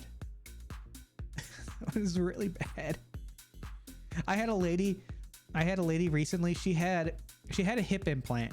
So when they do hip implants, they actually like put metal in your femur and replace your femoral head with a metal one, right? And she had fallen, and the metal in her bone, like, it caused her femur to fracture, and she had a comminuted fracture of her femur. She broke her femur into like 5 or 6 different pieces. I've never seen a femur so broken before. She was just chilling. Her leg was in like, her femur bone was in like 5 pieces, and she was just chilling. Took it like a champ. But I think the way that the metal was in her bone for the hip replacement, I don't know if it, like, the way that everything bent, the bone kind of like fractured around it. It was really weird. Jack, thanks for the follow. Welcome to the Fobby Flock. I had a boxer's fracture and it really didn't hurt that much, surprisingly. I had a patient with that recently. Don't tell me, what was a boxer's fracture? It's like a hand, I know it's in the hand. The 5th metacarpal bone, so your pinky, near the knuckle. I had a patient with this recently because I remember the doc called it a boxer's fracture. Oh, that looks like it hurts. Oh, that's a good one. Okay, here we go. You guys want to see what a boxer's fracture looks like?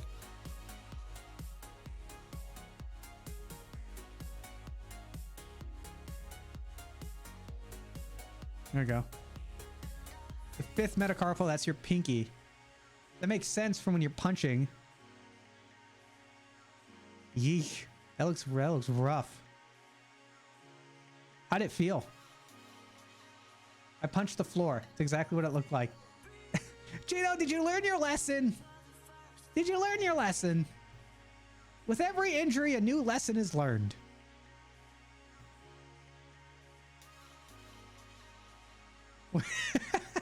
Pixel. Today I learned what Cinder said. Ooh, that's a good one. It's not a good one. Oh yeah, this is a good one. It was not. But to me, like we say that all the time. I'll walk past a patient and I'll see like a wound, and I'll be like, "Oh, your patient's got a good wound in there." And it's a good one. Fanboy Pay, thanks for the follow. Welcome to Fobby Flock. Is there some disease or disorder that causes patient's bone to become much more flexible than usual, like bending far past the point it should? I know. No, I mean, so like the opposite of osteoporosis, which is when your bones become more brittle. And I don't think so. I don't know though. My father punched a garage door and his hand started bleeding a lot. 0 out of 10, not recommended. Okay. Doctors seem to think it was abnormal to think it hurt more. To not think it hurt more. You'd be surprised. Some people handle pain pretty well. Everybody's a little bit different. Claybob, thanks for the follow. Welcome to Fobby Flock. Anyways, guys, that's my lecture. Thanks for coming. I hope you learned something new. We're gonna play games next. If a non-displaced fracture can be opened. A non-displaced fracture can be opened? Not... That'd be really... No, I don't think so. Because in order for it to be opened, it's got to be displaced. Because otherwise, if it was non-displaced, that means that the bones are still in alignment. No, I don't think so, Draven. I'm not... Don't quote me on that, but I think it would be very... I don't think it could be non-displaced and open. I don't think it could. But I don't know off the top of my head.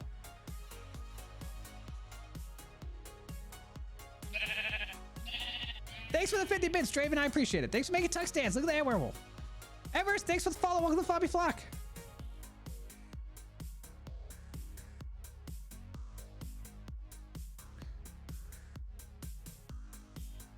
Unless you had like some kind of other, unless the skin itself had actually, so I guess if you like, I don't know. I don't really, I'm trying to think, but I have no idea. Sure, I'm sure it could happen, but I can't say I've ever seen it, and I don't know. Tux is handsome, Cinder is cute. Yeah, Tux is very handsome. Tux, he's like the most handsome werewolf. He also brings me coffee, which is like, if you bring me coffee, I mean, that's, I think that's the best. Time for Quern? Yes, it's almost Quern time. Now that we're finally, guys, everybody, it's time. It's time to say goodbye to the Bone Zone. We gotta say goodbye to it. We can no longer be in it.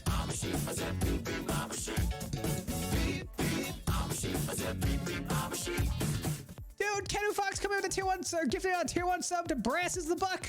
Brass is the Buck, you're covered on a colleague here. Thanks to Kenu Fox from Thoughts to the Beans. I got you covered. Kenu Fox, thank you for that. Thank you. Cerulean with the 45. Oh, wait. I saw in Bizarre ER once that someone fractured and dislocated their ankle so badly that there was so much bone sticking out that you could see the bone marrow. Nice. Also, Bizarre ER, what a fun show. What a fun show. Rafflestron, thanks for the follow. Welcome to the Fobby Flock. But guys, that's it. I hate to say this, it's time. I'm definitely gonna miss you, Bone Zone. I'm gonna miss you so much. You are my favorite place. I'm gonna miss the bones. I'm gonna miss the zones, the fractures, all those osteoblasts, the osteoclasts, the joints, all those ball and socket joints. I'm gonna miss you. Condylar joints, transverse fractures. I'm gonna miss you. Comminuted fractures. I'm gonna miss you too. Guys, say goodbye to the Bone Zone. It's time. We gotta leave. Bye, Bone Zone. Bye. We may come back. Maybe. In a couple months. When I run out of other things to talk about and I need to redo lectures. Alright, guys. Well, now that we're finally free of the Bone Zone, we can actually go do other things now. Like playing Quern. So we just unlocked the tower. We just got the tower down in Quern. F's for the Bone Zone. Oh god, I said it without the auto-tune. F's for the Bone Zone. Oh god, I pissed it off. If you say it without the auto-tune, your skeleton tries to leave your body. God, guys, help me.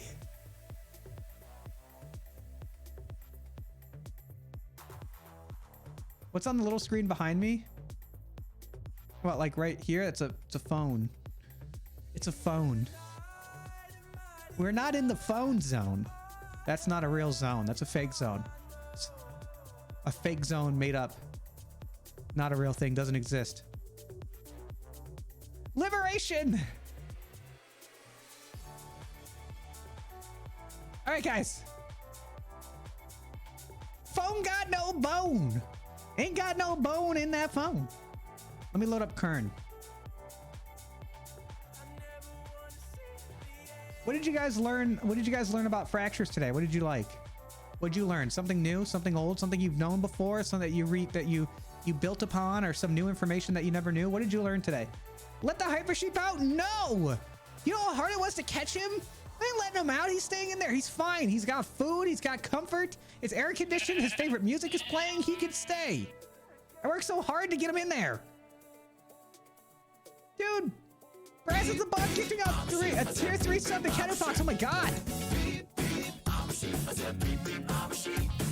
Dude, Brass is the Buck gifted out 1 month of tier 3 sub. Oh my god, the Kenu Fox. Kenu Fox, you're covered under extended premium collie care coverage, which gets you a little couple more emotes, but not any other coverage. Kenu Fox, you're covered under collie care from the thoughts to the beans. I got you covered. Dude, Brass, thank you. Hyper sheep are yummy. Don't eat my sheep. I learned that I missed an appointment yesterday. Well, that sucks. What, my green stick fracture of a child meant to happen to my bone? I always thought my bone was displaced. I learned fear. Good. Fear is healthy. Fear keeps you from screwing up.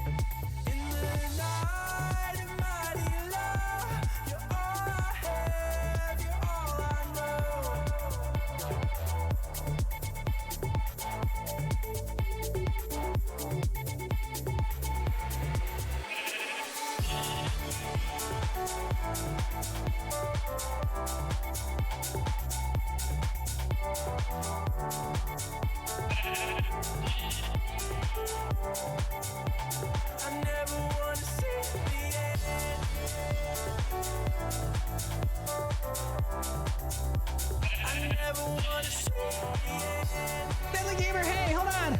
We're vibing. We're vibing.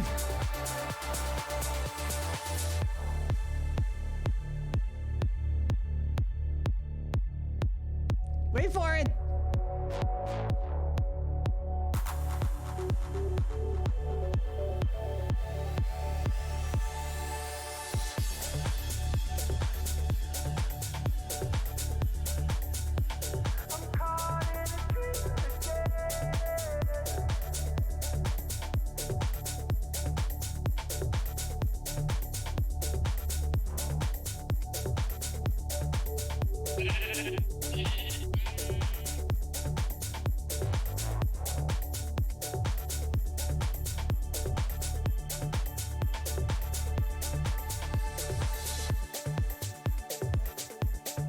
I think that's the end of it. Okay. Dude, Mini Killer coming out. Thanks for the follow. Welcome to the Floppy Flock. Welcome in. Toasty, thanks for the follow. Leon, thanks for the follow. Monkey, thanks for the follow. Kipper Snacks, thanks for the follow, guys. Welcome to the Floppy Flock. Welcome in. All right, let's play Quern. Cinder equals stinky. Tux equals smelly.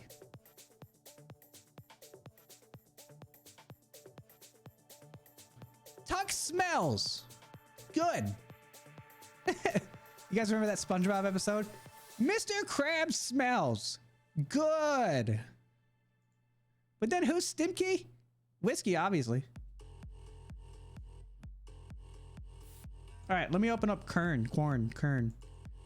We just unlocked the tower. Let's see what we get next.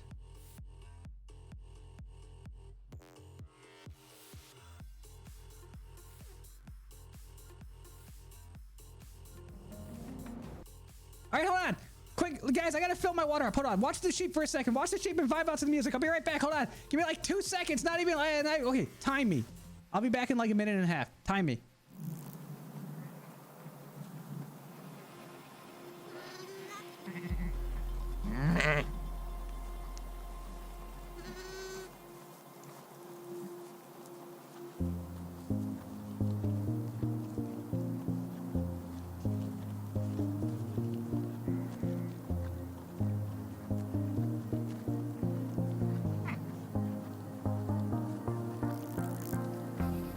Don't wanna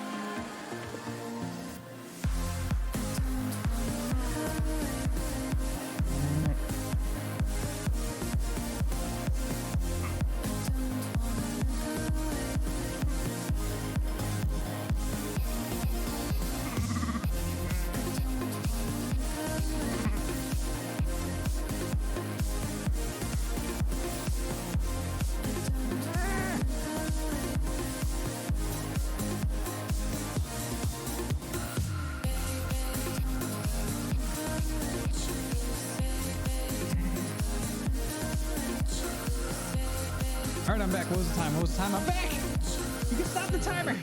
Is it a minute and a half? Was I quick enough?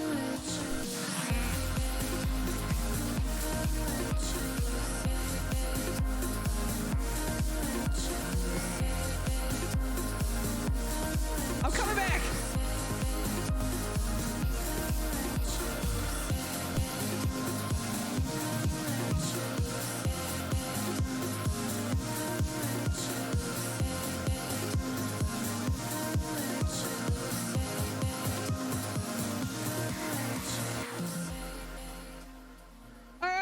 Conflicting information here on the time. Someone's saying a minute 40, someone's saying a second, someone's saying 134. I'm just gonna assume that none of your guys' watches work properly calibrated for this task. Thus, under those circumstances, that means that my clock is the most accurate, which means I came in under time. So thank you, thank you, thank you. I did it under a minute and a half. Thank you. Oh my God, I told you guys I would do it under a minute and a half. I told you. Maybe next time you should get some properly calibrated timekeeping devices.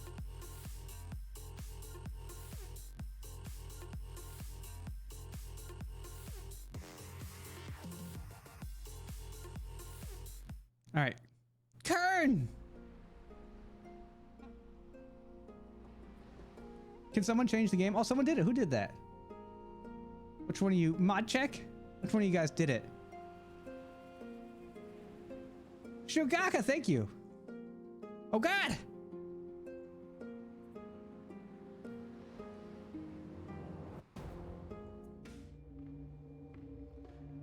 So if you guys are new and haven't seen me play this game, it's an adventure puzzle game. We're stuck on an island and this green mist is talking to us and this guy is talking to us through these letters, and we're trying to figure out all the puzzles. We're about what, 3/4 of the way through now, so we just unlocked this giant tower. We got to figure out what to do with it.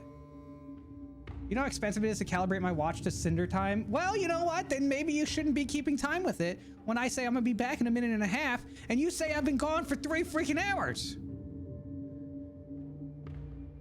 Have I watched Dark Maid? No. I can't say I have. Also, we gotta wait for the game to crash first before it'll actually load. So give it a second. It'll crash here in a second and then it'll load up.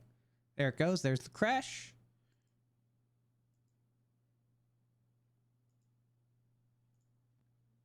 There it goes.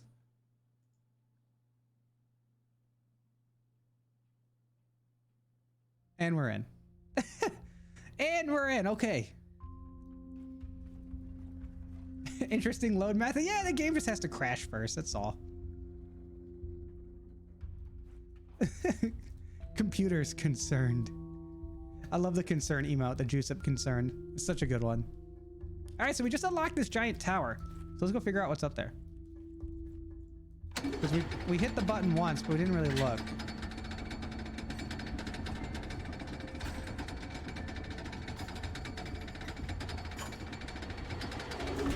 Maybe Cinder is in high orbit?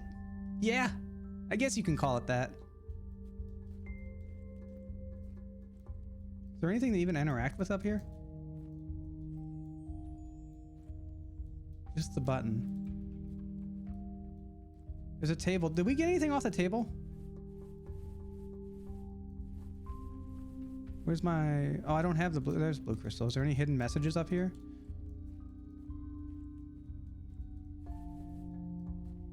This looks like mist. That's whatever... Oh, here we go. What does that do? Maybe it unlocks something down below? There's another one.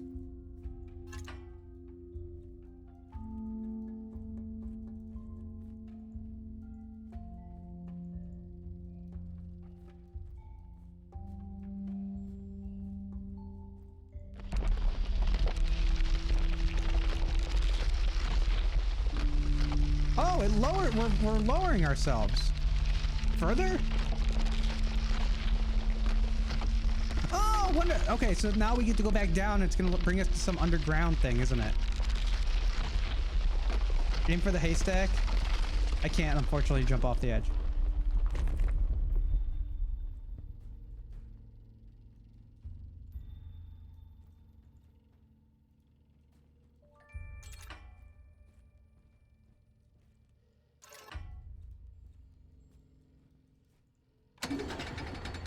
Yes. Okay, so now we get to go underground. Ooh, new area.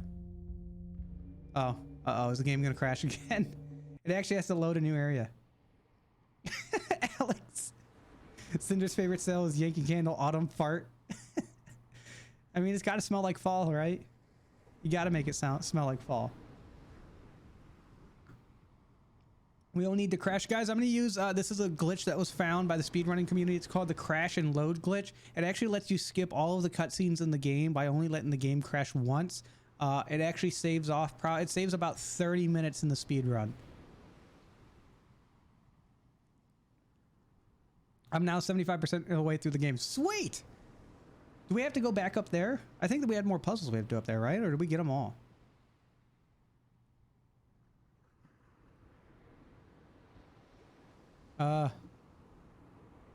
Game? Oh! There it goes! It's crashing! Okay, it's good.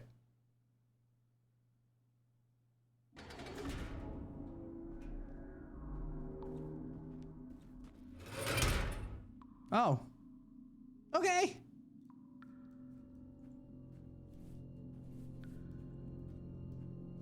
Any hidden messages? There's a rock. Yeah, that was a cutscene. I couldn't move. We're gonna call that a cutscene. Oh, there she is. When we discovered these tunnels, we hoped to find some rest from the endless noon. We realized we needed a quiet place, hidden from the scorching sunlight, away from the rumbling ocean. Rainbow Bloom, thanks for the follow. A different place where we could at last find the long-awaited change of atmosphere.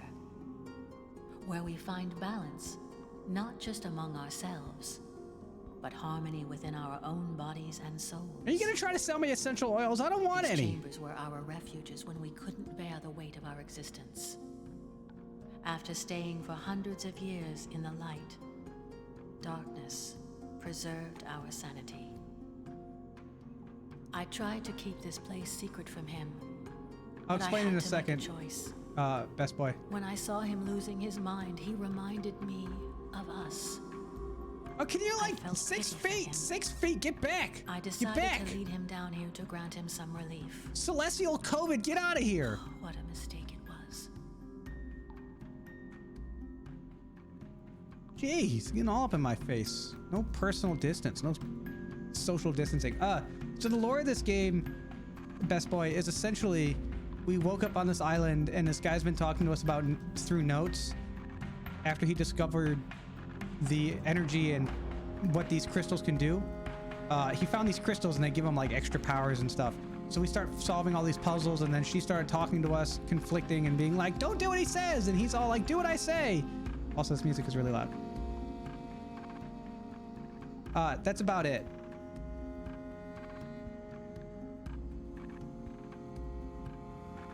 And then she came up and tries talking to me with, even though COVID is like, you know, rampant. Do I have anything that'll fit in there? No, all I got is the crystals. It took everything from me. All I got left is crystals and a pot. I guess that makes it easy.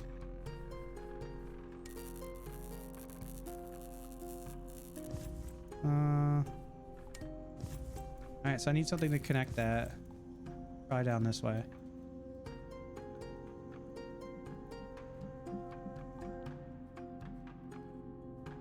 She's trying to sell you Gwyneth Paltrow's candle. I don't want it! Get out of here with that. I don't need any of your stuff, lady. Most of these tunnels were carved out by the Dalmarians once. After covering the island with my experiments, I was fascinated by the gigantic space this place offered. I am convinced that she has appeared to you by now. I know her quite well. She will probably try to persuade you to turn against me, if she hasn't yet. Yeah, she did. She reflects her own past failures onto me. She fears that I will become the monster she once was. Be conscious when she's around. Her innocent purity is just a well-rehearsed disguise. I don't really know who to believe anymore.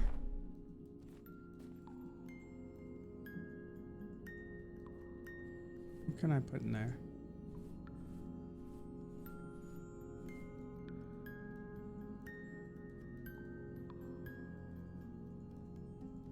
Oh, here we go. One of the key parts is among the components of the solution. One of the key parts is in its appropriate place. What?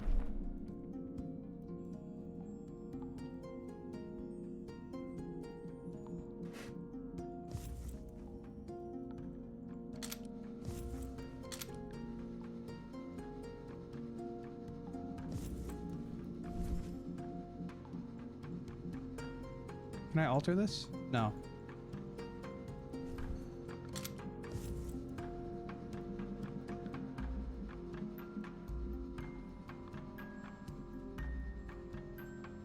How am I supposed to... They didn't even give me a number. One of the key parts is among the components of the solution. One of the key parts is in its appropriate place. Oh, okay. Do I have to like...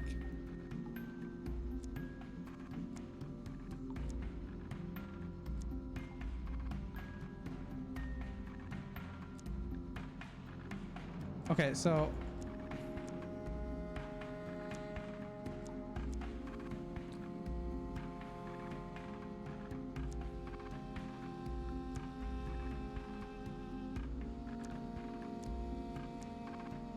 How am I supposed to do this? If I do 1, 3... No hints? It doesn't give you any hints at this point. You're just expected to figure it out. So I kind of get this. So when you hit 1, it takes up all the columns and rows. So that takes up all those columns. That takes up all those. That takes up that last bit there. But then you can only have 1 per. But I'm wondering if you can do like...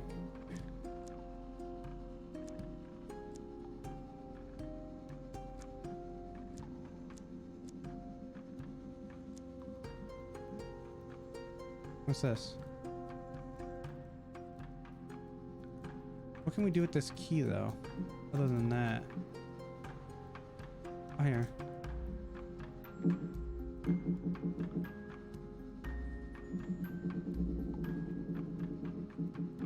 I think you're missing something.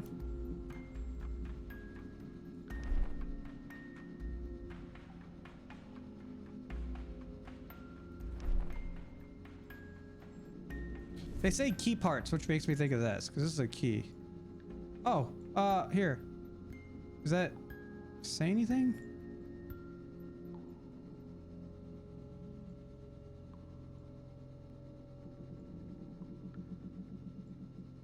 Woohoo! Shot spot. JITN? Maybe? Or 4H? Looks like a 4. JITN maybe? I don't know.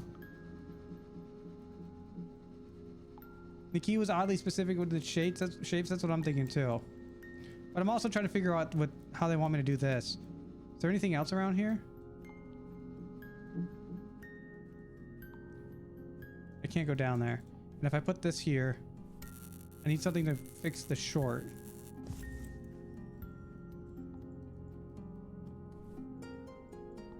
I need a screwdriver to unlock that, to open that up.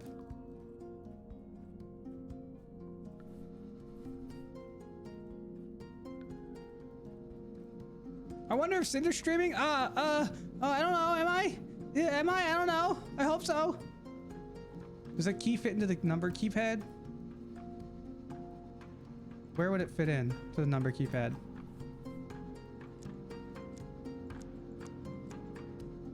Oh wait, hold on.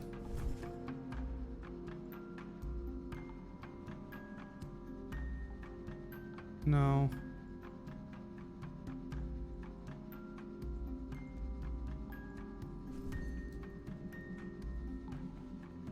Cinder is as cute as Whiskey Dingo is as smelly.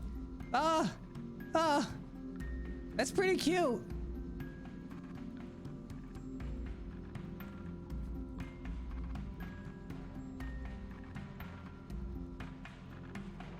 Alright, what ideas do you guys got? Because there isn't a whole lot to work with here, so I feel like I'm not missing anything. At least not directly. Anything on overactive or underactive thyroid? Anything about thyroid? I mean, if you're concerned about your thyroid, you need to talk to your doctor, because I'm not going to answer about questions whether or not you have overactive or underactive. But We'll talk about thyroid when I talk about the endocrine system, which we'll do at some point in the future. That stream's just going to take a lot of work because there's a lot of stuff to talk about with the endocrine. It looks like letters. Yeah, it looks like it says I got JITN or NTI backwards J or like CCEHH. I think JITN.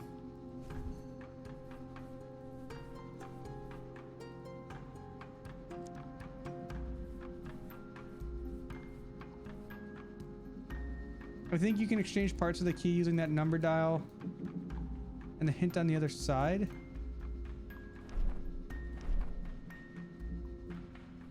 Can I put the key here? Oh! Oh!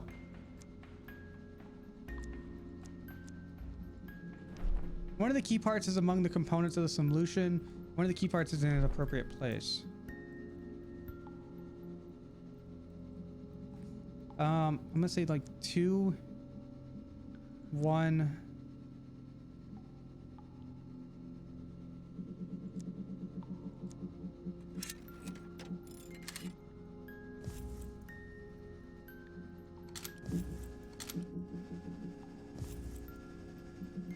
What did I do?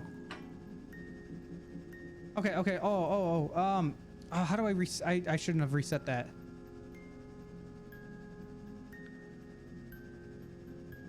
What happened to the person in the waiting room with the same color as the Simpsons? Oh, the guy who was jaundiced, who I tried to convince to stay in the hospital. I don't know.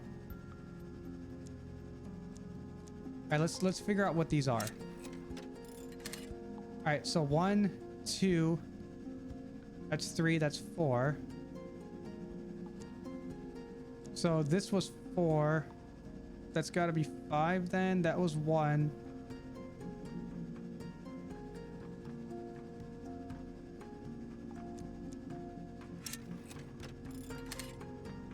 What does 6 look like? All right, so that's 6. Because JTIN was right. That's what we had the first time. So we had 1, 2, 4, 6.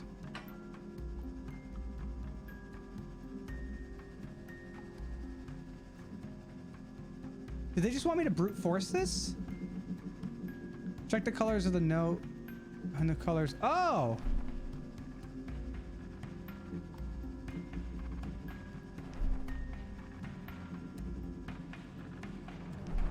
So I had to get all 4, so that means I had 2 right? Okay, hold on.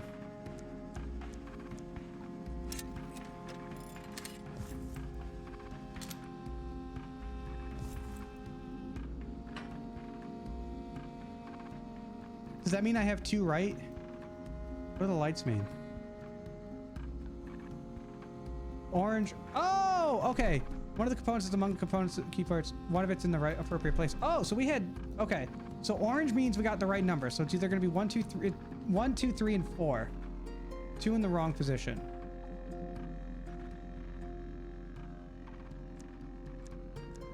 Let's just try random combinations, see what we get. Still 2. So if I did 1, 2, 3, 4 and 6, 5, 4, 3, that means 3 and 4 are in there. So 3, 4 is one of them.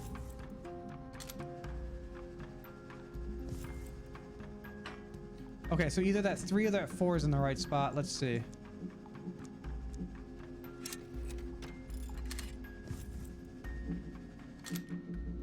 Well, that didn't really help me now, did it?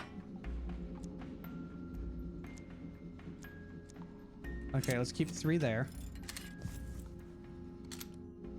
Okay, so we know 4 is 2. Or the second one is 4. So if I do this... Oops.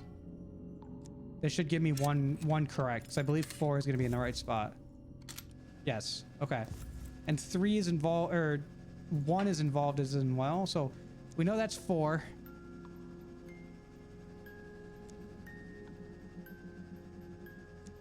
Try 2, 4, 1, 3.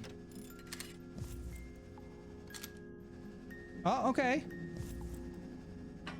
So I think it's gonna be I think 2 and 3 are going to be in there near the end. Oh, I screwed it up. Wait, what?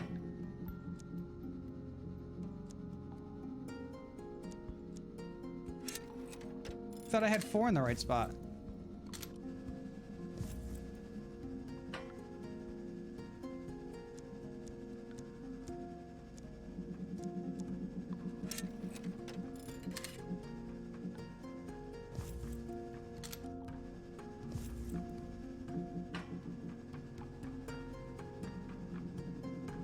I think 3 goes here. Let's see. This should give me... Yes, okay. So 3 is 3. 1, 2, and 3. I believe 4. Let's try 4 there. 2 and 1.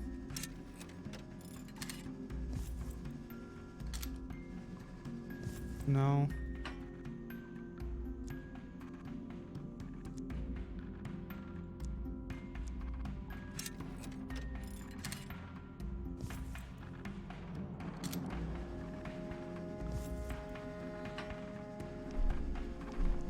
That was 6, 4, 3, 2, right?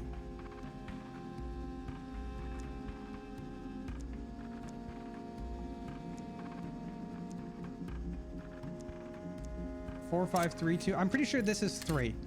I'm almost certain that's 3. Okay, maybe it's not 3. Ah! You need to get it right in 8 tries? What? It's not fair.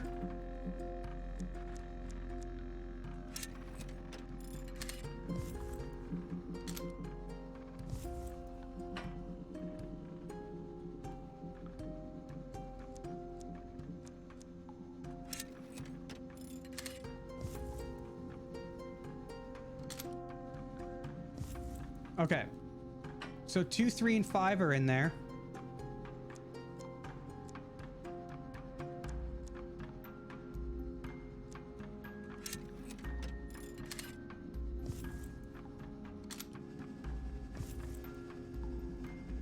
Six, 3, 2, 5.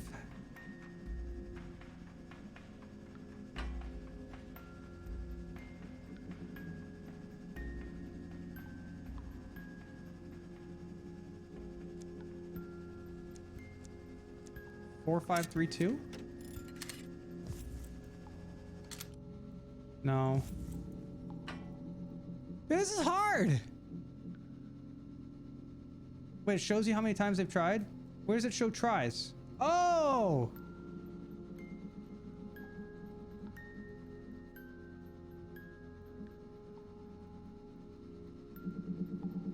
Okay.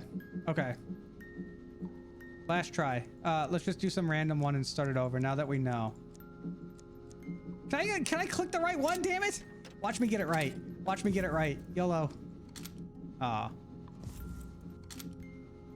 Okay. What does this spinning mean?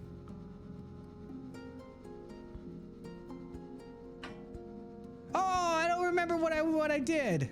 Okay, let's do...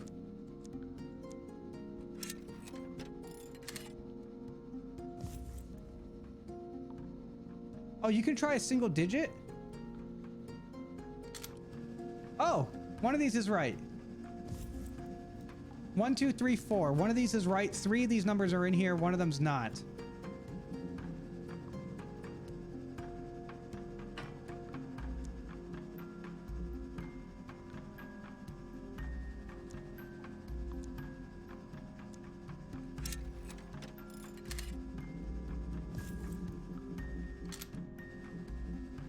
All right, so 1 is in the right place.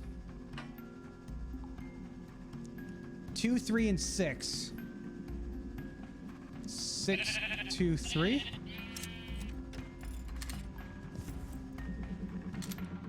What the hell?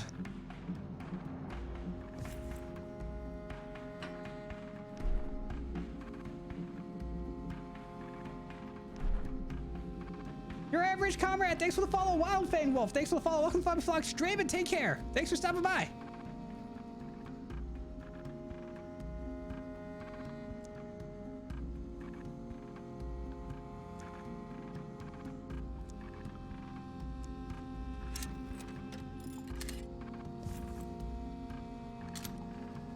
we got 2.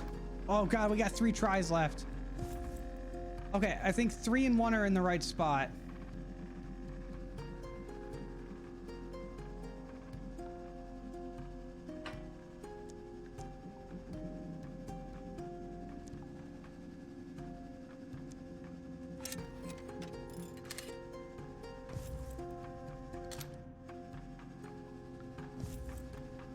I still don't have the last number. I know it's 6. 3, 1.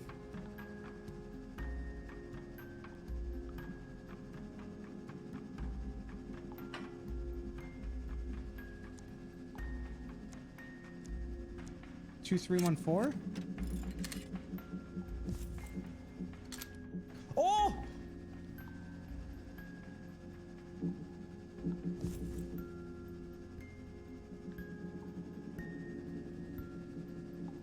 Guys, 3 of them are right.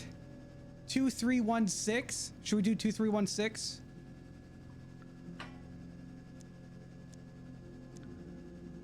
Or do we do 6, 3, 1, 4? Was the 2 in the right spot or the 4 in the right spot? I think it was the 4. I think it's 6, 3, 1, 4. That's what I'm going with.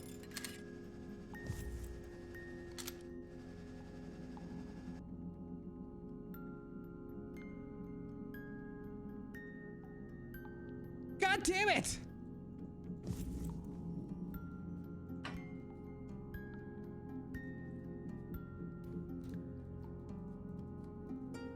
All right, let's try again.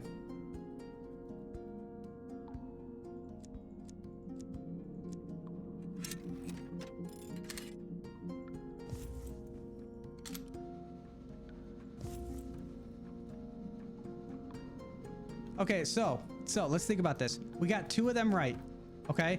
That means that 5 and 6 have to be in there because there's only 2 other slots, and if only 2 of these are right, okay? So 5 and 6 have to be in there. We need to figure out if 1, 2, 3, or 4. So every combination from here on out should have a combination of 5, 6, and then one of these 5, 6, 2, 4. 6, 5, 2, 4. Okay. We got all the numbers now. And 2 of them are in the right spot. Now, I did 3, 2, 1, 4 on the last time. 3, 2, 1, 4. So I know 4 is not in the right spot. I know that for a fact. So 4 is not going to be in the right spot. 2, 6, 5, or 2 might be. So let's try 6, 5, 4, 2. And see what we get. Someone keep those numbers. 6, 5, 4, 2. Those are the numbers we're using. Hey, we did it! Hell yeah!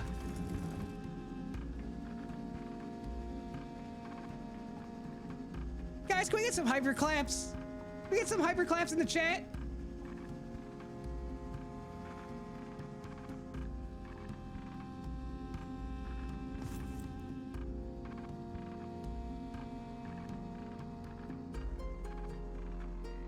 Okay. I know what I gotta do.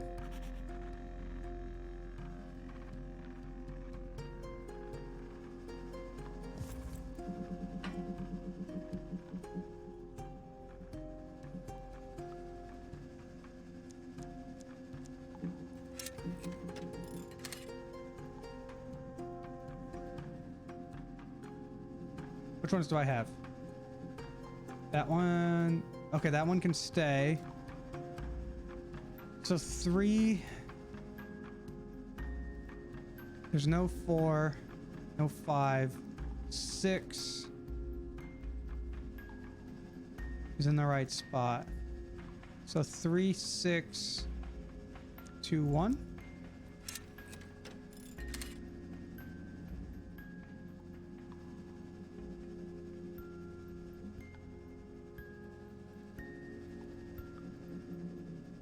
Three, 1, 2, 6.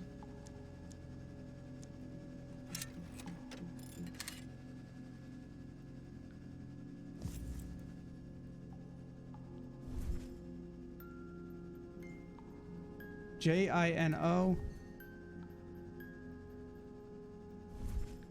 Oh, how are they looking at it from though?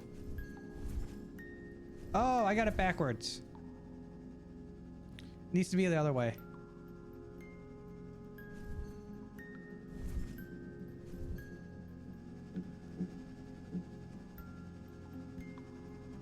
6213.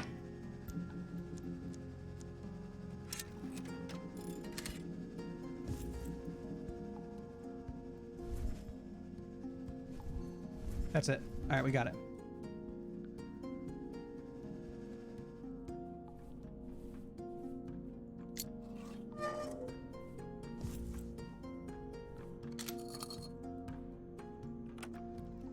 Ha-ha! Yes!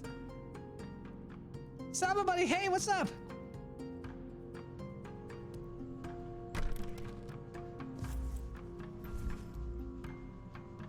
A screw.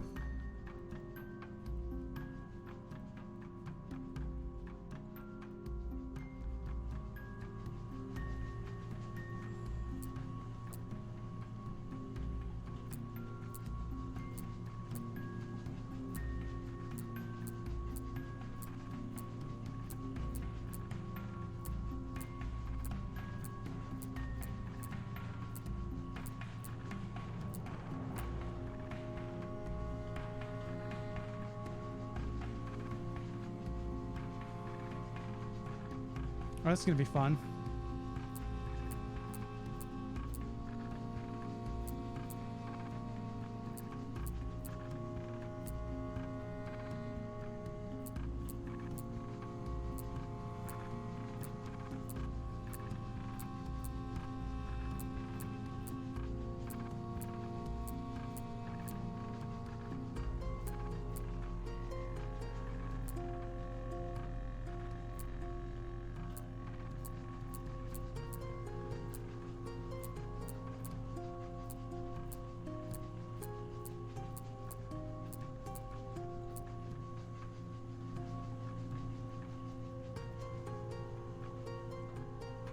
You had to map this one out? Yeah, I'm kind of thinking it's gonna take some more ingenuity than I was expecting, because I'm gonna have to remember where everything is. All right, let's work backwards though. We know we have to get this connected there.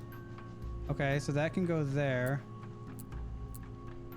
Oh, almost. Not quite though. We're one off.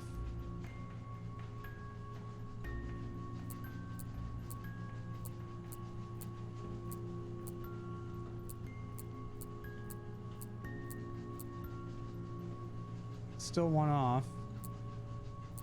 Hey, there we go. We got it. All right.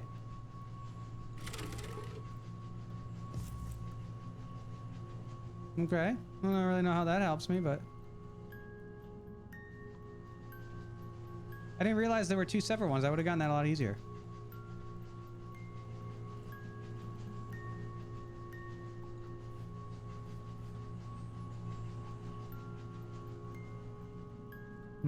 Can I use this screw to cover that short on this?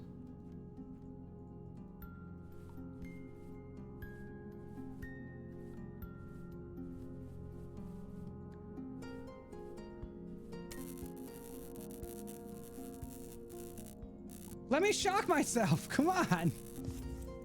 There's got to be something else in here then.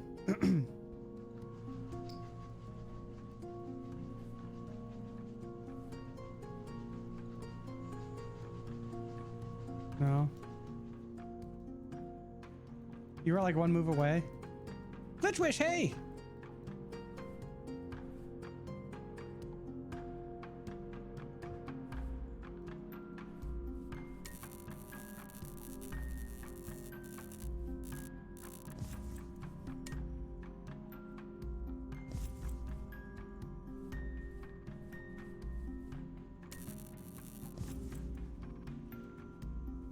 Is there anything else in here that needed something that I didn't have yet? I don't think so. I'm pretty sure I did everything in here. Oh. I did not.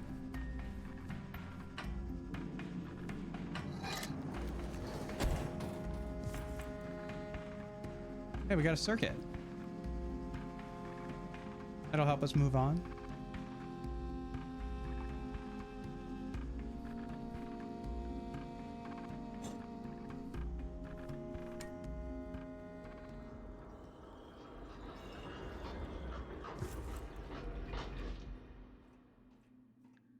Oh, the music stopped. That's not good. guys, I'm scared. The music stopped. I don't like where is this going? I don't want to go in there. Okay. Let's do it. I'm doing well. How you doing, Running Paul? Welcome in. What's up? She gonna talk to me again? You left the band behind? I know they couldn't keep up. They didn't want to come. Oh, well, look at this. Ooh. It is causing my frames to chug. Go, frames, go.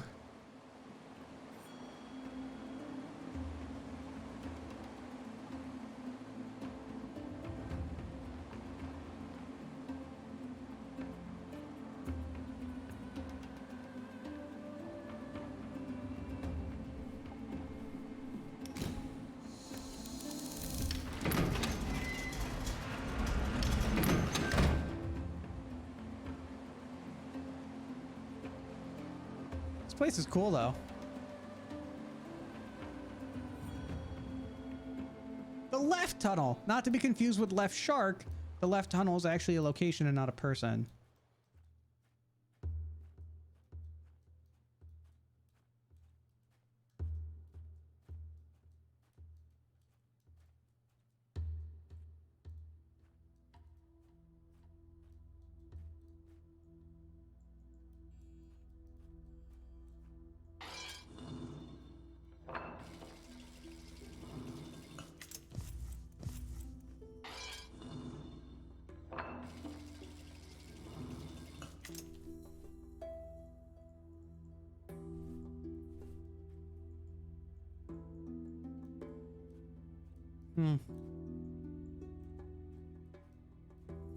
I gotta make a ladder.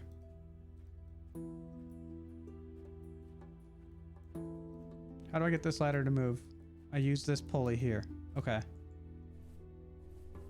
So I gotta use the weights to move the ladder. Got it. I need to use both for this. How do I get you back? Oh, like this. Okay. I understand. I understand what they want me to do.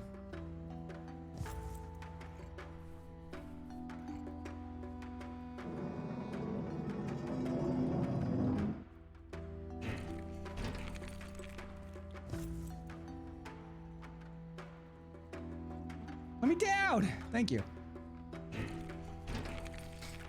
Now I get to use the progressively bigger weights. So where's my next... I gotta get up there. I also need to move that.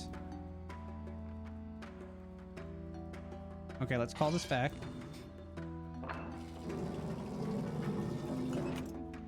Okay, so I think... little one on that. Where do you go to? You go to this one. That there. We'll do that there.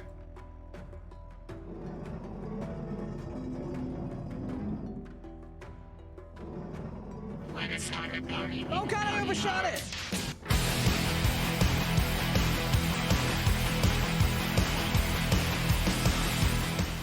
Dude! Taylor Wolfen coming with a rate of freaking 11! Taylor, what were you doing? What were you playing? Welcome in, guys. What's up? We're playing Quern. It's a puzzle game. Thank you for sharing your community with mine, Taylor, and thanks for blasting my ears full of wonderful HWK. Thank you. Last playing The Sims 4. Nice. How'd you do?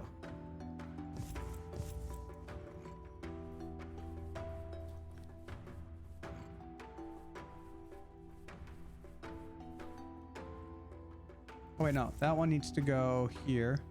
No, didn't give me... No. And this one goes there. Okay. Now we drop that. Do that. And we do that.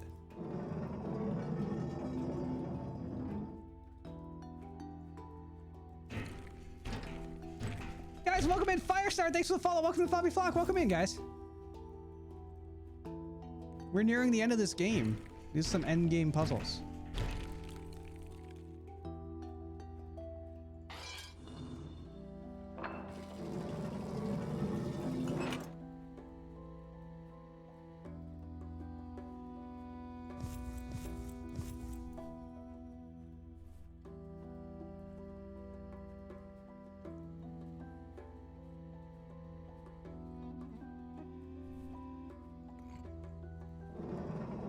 wrong one.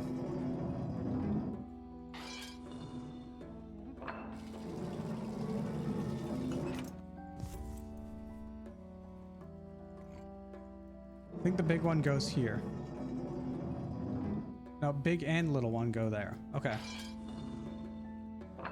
So flocky, much floppy. Don't copy that floppy.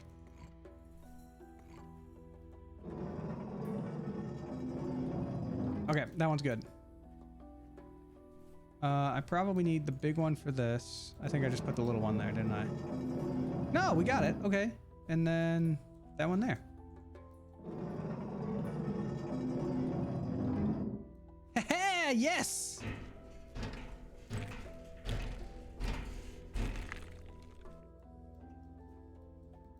Oh, do I not have... I don't have transcoding, apparently, this stream. That sucks. Sorry, guys! Normally, if you get transcoding, you can change the resolution.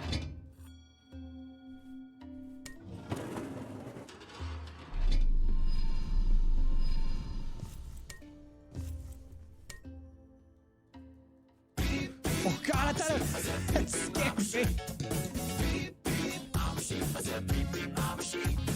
Dude, my room coming with a tier 1 silver 1 freaking month, guys. It's a new enrollee to Collie Care. You know what that means? Spam the flops. Just spam those freaking flops. All the flops. Myram, you're covered under Collie Care from the flops to the beans. I got you covered.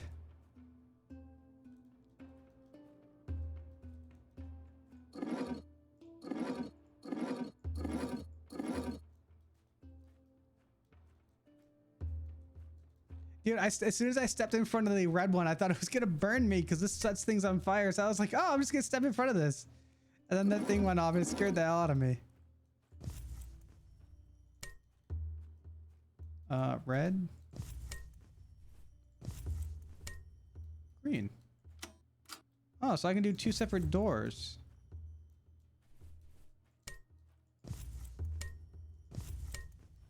Okay. A.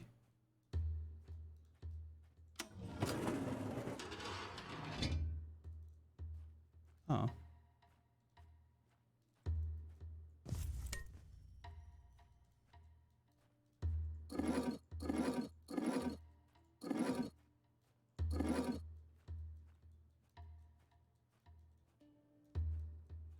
That's B.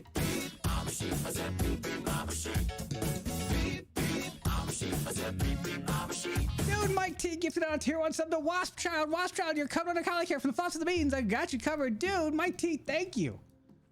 Thank you, thank you, thank you.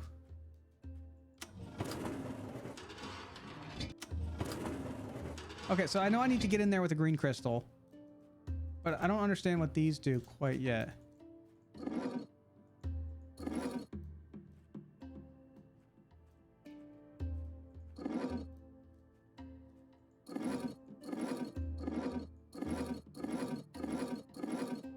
How can I lose one glove? I don't know. You lost it.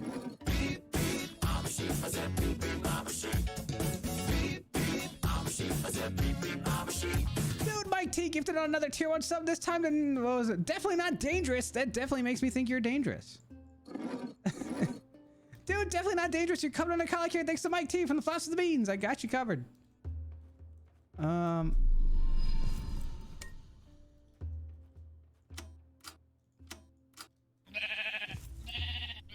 I don't really have a choice here. I gotta figure out this puzzle somehow.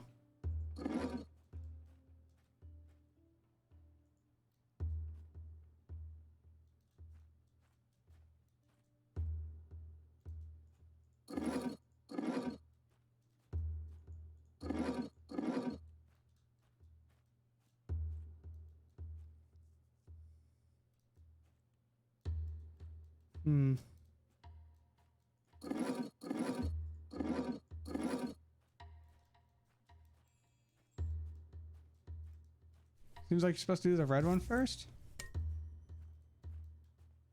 Still doesn't explain what these do. And I know that's... I need to be in there at some point with the green crystal.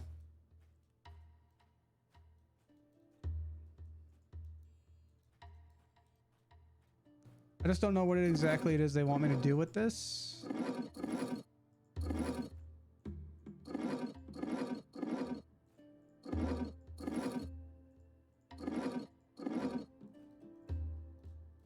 Think subway map.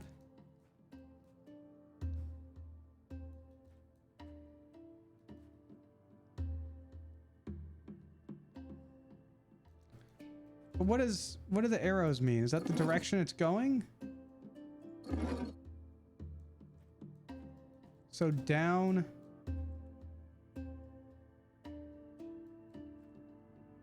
And number 2 would be diagonal. Like that.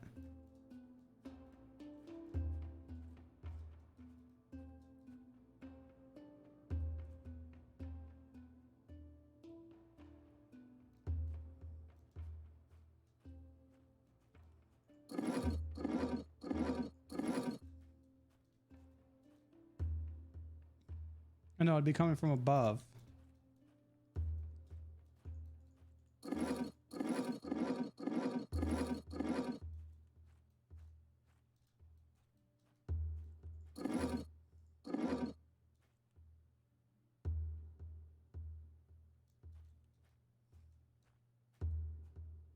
So down, up, across.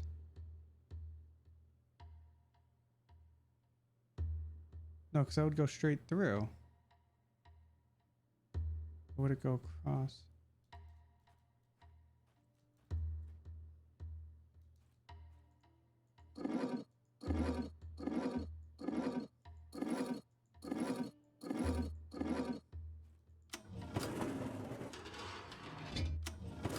Okay, let me see. So am I getting this? Do I have the right idea? So, okay. So laser goes in there. Okay. So it hits that first one. I can send it. I got to send it either up or down. So I'm sending it down. Okay.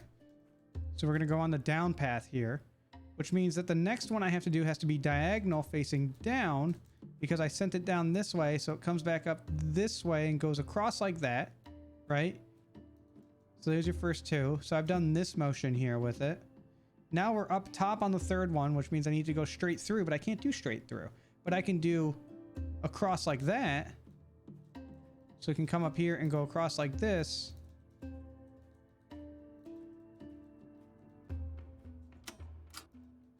think the arrows are interfaces.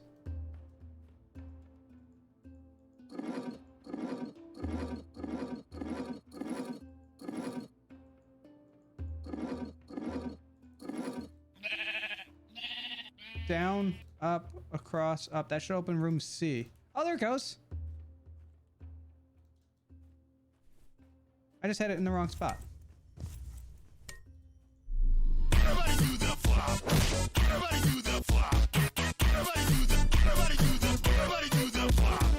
Dude, holy crap, Mira, I'm coming with a 10 gifted tier 1 subs to the community. Oh my god, dude. Thank you for those 10 gifted subs. Holy freaking crap. Rosello, Byron Rye, K's Dog, Ot Pop, Nadaski, Mike Feedback, dude, it's the leggy boy himself. Spec Fox, Feathered Flint. Oh, it's Feathered. It's the Burb. The Burb. Pibboy02 and Regari Fox. You guys are all coming under collar care from the Floss to the Beans. I got you covered. Why won't it let me in there?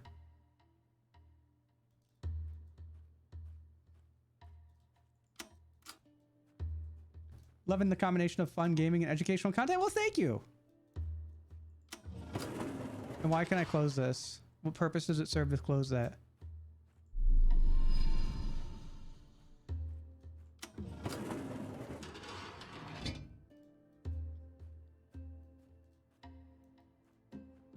Okay, so I'm currently in C, I think. Yes, because I went up.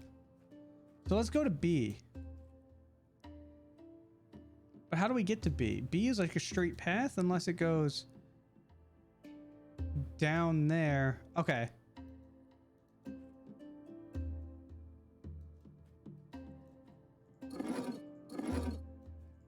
I understand what it is I want me to do now.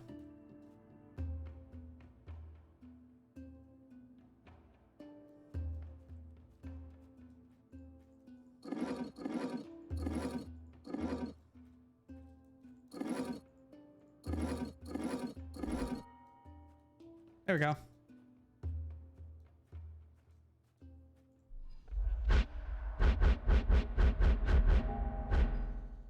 Neat.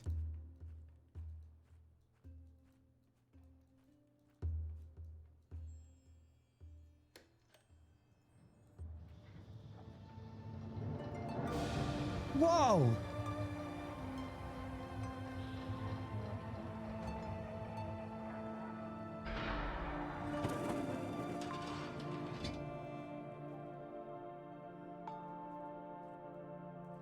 Oh, we're underwater. That's why I had to go through all those pipes.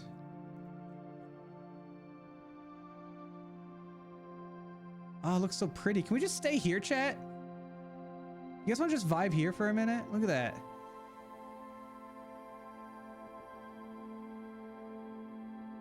Bath time! Time to not be Stimky.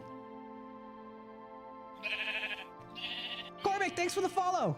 Levelin, thanks for the follow. Jolly Omnivore, thanks for the follow. Welcome to Floppy Flock, guys. Listen to the music, it's nice. Just close your eyes. Peaceful. Let's just listen for a second, guys.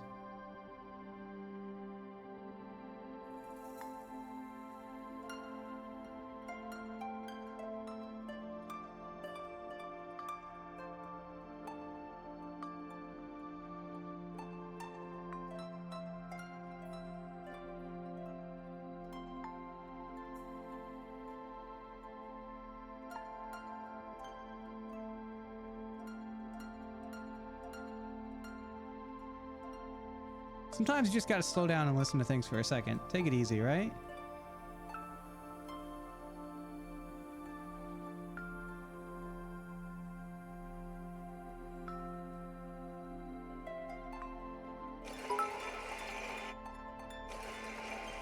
Crack out with 100! Hype train, hype train, hype train, lol.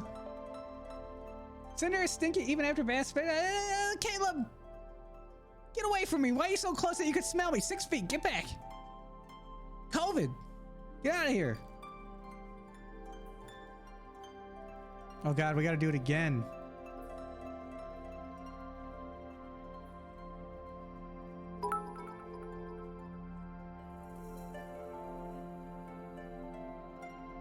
Cobra, come on with 100 bits. Make a tux dance. Look at that werewolf.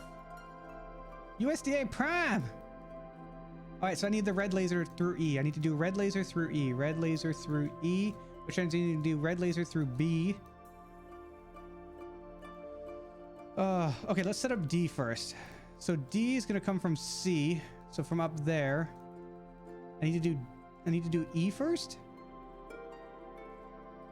I need to do E first. I need the E hole.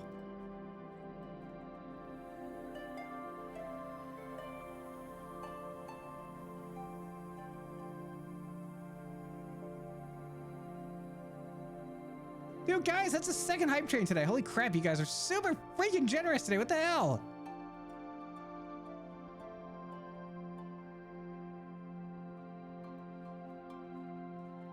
So I can alter these now, which I don't know if that gives me more freedom.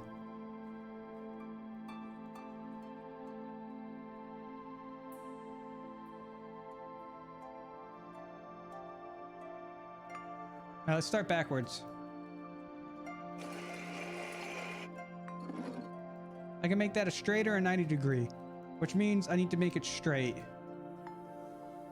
to get to E. It has to be like that.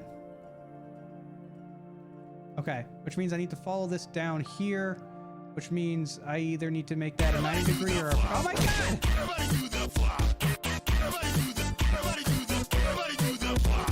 Dude, Reinhardt coming in with the 5 gifted tier 1 subs out to the community. Hey, it's a squeaky dog. Reinhardt, what's up? Dude, thank you for the 5 gifted subs. It's so nice. Guys, can we spam the flops? Spam the flops, please, while I figure out this puzzle. Gone to feed, Lightning, Canis Lanicus, Tom Mouse, and Lunatickles ZX. You guys are all coming under collar here for the flops and the beans. I got you covered. So let's see, what can I do with this one? Can I make it 90 degrees? Yes, I can. Okay.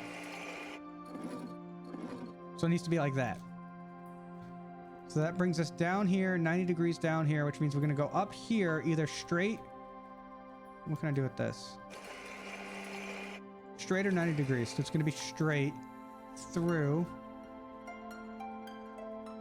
And this is going to be 90 degrees up.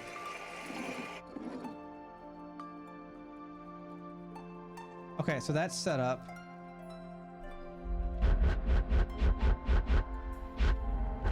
Reinhardt, thank you. That was super kind of you. Thank you.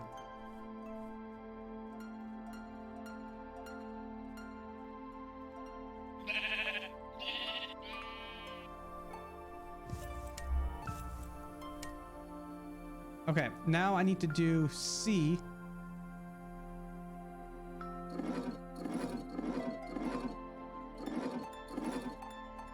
Polly, I got it. I got it, Pally. I got it. What was that last one? The 90-degree angle? It is. So I need to come in straight.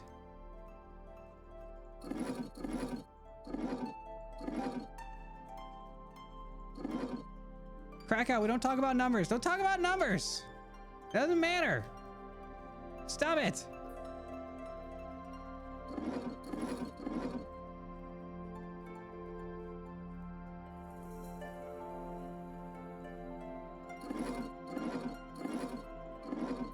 Oh, wait, no, that was it. That was it. Did I do it? I heard it fall. Hold on. I think I had it right.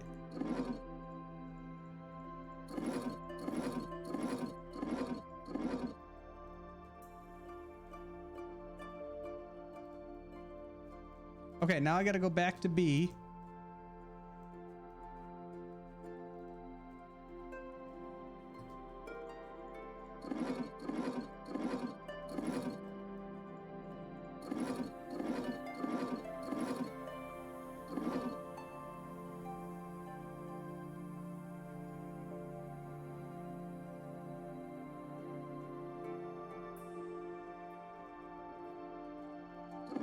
Oh, I had it right. It's okay, Krakow. But I don't know. I find it a little, I don't like talking about numbers because you shouldn't do this for numbers. You'll burn yourself out real quick. You should do it because it's fun. Did it work? Yes! Okay, so now we need to do D for dog.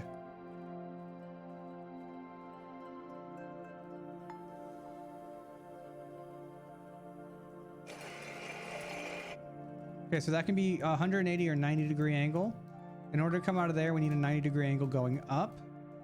So we're gonna rotate this all the way around. I think it's a lot better to do this backwards than to do it forwards. Okay, so now we're going up, so we need either straight, I think we go straight through because the last one was 90-degree angle. I think we go straight through. And we're gonna come from the top here. And go 90 degrees. Okay. Oh, I had it. What was it? 90 degrees up? I think it was 90 degrees up. Silver Wolfmut, thanks for the follow. Welcome to the Floppy Flock. What's up? No, it's 90 degrees. Yeah, from the top this way.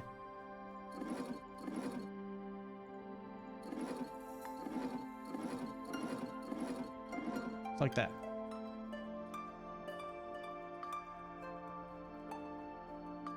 Okay, and then now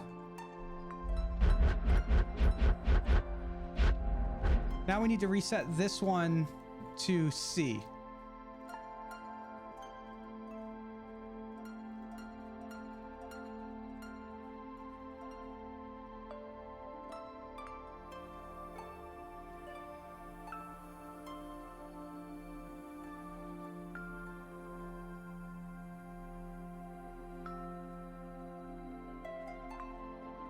Right, how was it? Was that top? Okay, that way.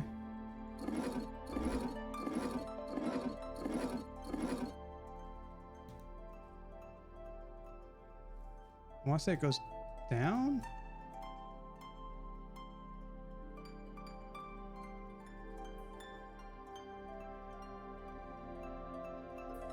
Yeah, up. Goes up.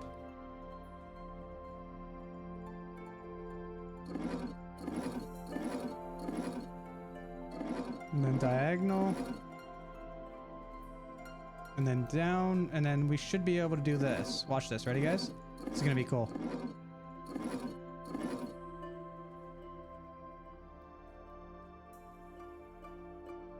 God, is it not working? Oh no, I screwed it. Okay, I know what I did wrong. I already know what I did wrong. I sent it to the wrong one. Son of a... Nah. Son of a biscuit!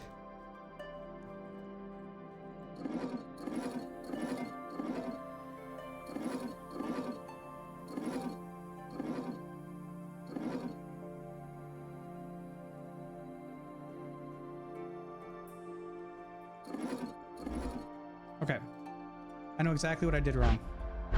I sent it through the top one. I need to send it through the bottom one. I need to send it through E. Yes. I sent it through that one up there. I need to send it through, not E, D. I thought I did it through D. Unless I was setting it up for E. I need to send it through D. Okay. All right, let's work backwards. D, up. Straight.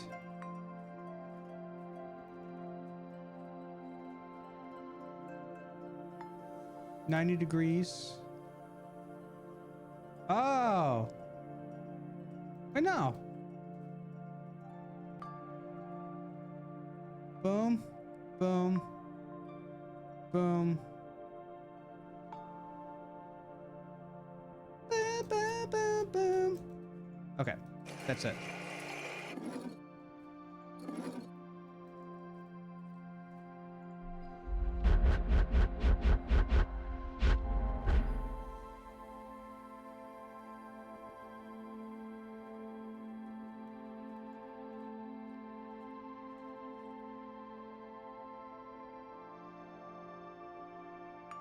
Towards, through.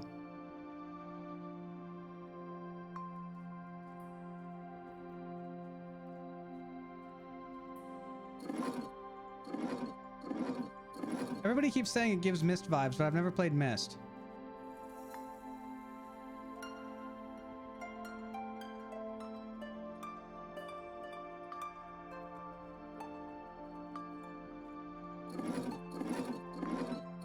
Is Myst like this? Is this what Myst is like? Because if that's the case, then I should probably play it.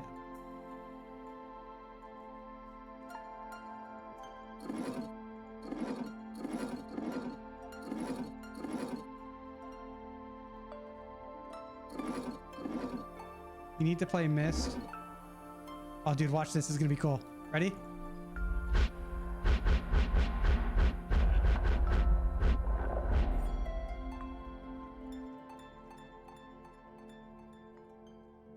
Myst is like this game. Riven's so good. It's very old though, so the early ones have movement like slideshow. Which is a good one? Which is a good one to start with that's modern enough?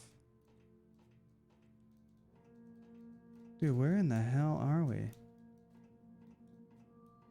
Whoa.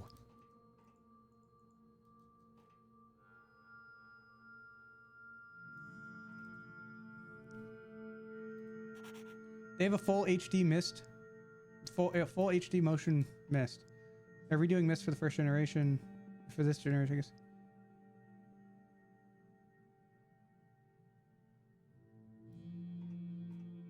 Alright, some of you guys, okay. Shugaka, you know puzzle games. Figure out, can we figure out what Myst game is gonna be the best one to play on stream that's gonna have like the most up-to-date graphics? Start with the original. There's a running plot to the series. Oh, I need to start with the original?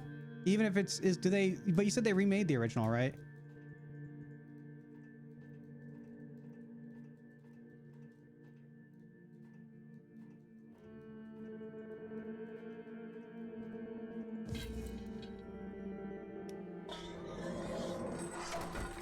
Myst is the first, Riven is the second, then Exile. Let's talk after stream and see. Okay.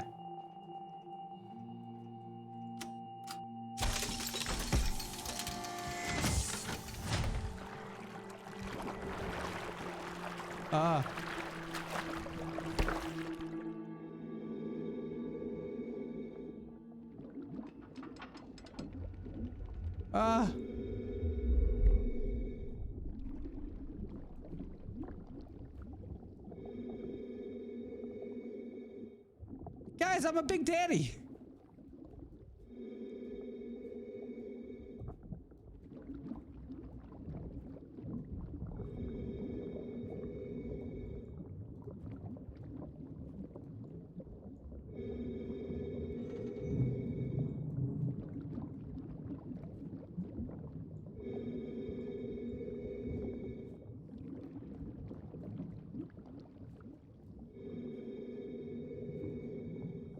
You know, it's from BioShock, you know, Big Daddies.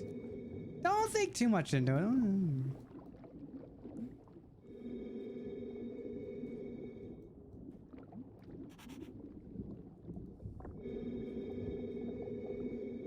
Real Masterpiece Edition 2.0 is the most up-to-date remaster and lets you move around the environment instead of pointing and clicking. Some would argue the original is better though. Really? This is the prequel to BioShock? I don't know what these numbers mean, but I'm gonna write them down. I also don't know what these switches do, but I have a feeling they're important, so...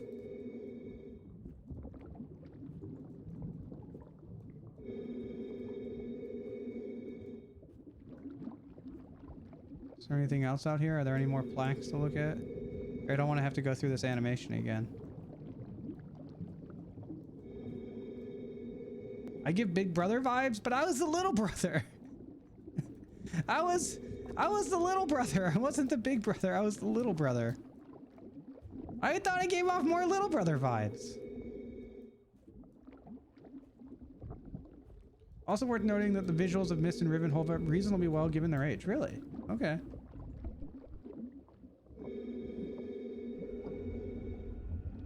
Oni-chan! No, please don't call me Oni-chan. When your big brother doesn't plug the controller and makes you think you're playing, or when you actually... Hold on. This animation makes me lag up, apparently. Or, Shigaka, when you finally get to play with your brother and they give you that stupid Mad Catz controller. That was like the second-hand Mad Catz controller that doesn't work. I missed a switch. It's like clear with blue and half the buttons stick. Wasting time. This phrase has no rhyme or reason. After the centuries I've spent working, I needed a calm and quiet place. I originally built this facility to explore the depths of the ocean and to research, but eventually I spent more time resting here. This was the only place where I could hide from her. She judges me for demolishing long-forgotten buildings on an abandoned island, while she is directly responsible for much greater destruction. And after she told me about their failure, she dared asking me to destroy Quern. Quern! Her agony is not my concern, and especially not yours. This power is not hers to give or take. All right, he's getting a little bit more aggressive with his notes now.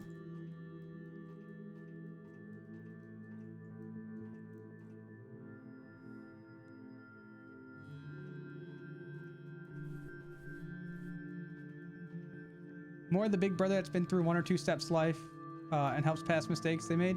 Yeah, we all learn, right? We all learn in time. Oh, this right here.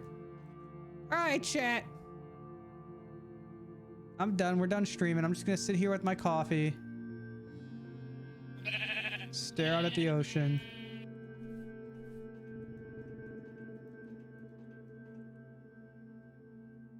King Furry, thanks for the follow. Welcome to the Floppy Flock. Oh god, wrong emotion. Welcome in.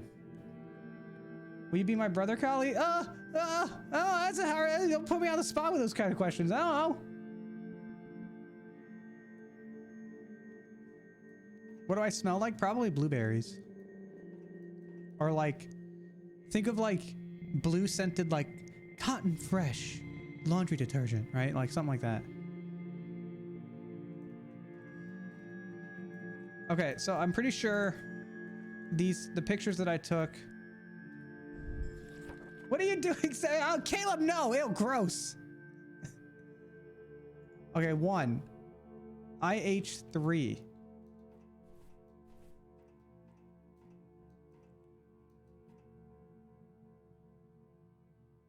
What? Oh, IH3. There are 2 of them. Oh, here we go. 2. But I need 5 numbers. Cinder Fresh.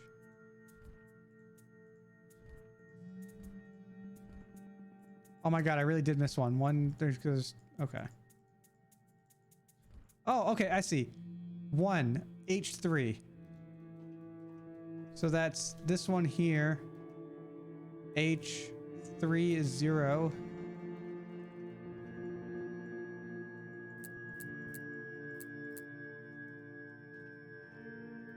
Let's do the ones we got before we get back into that thing. 3 is going to be 2F1. 3. That was 3, right? Yeah, 3 is 3.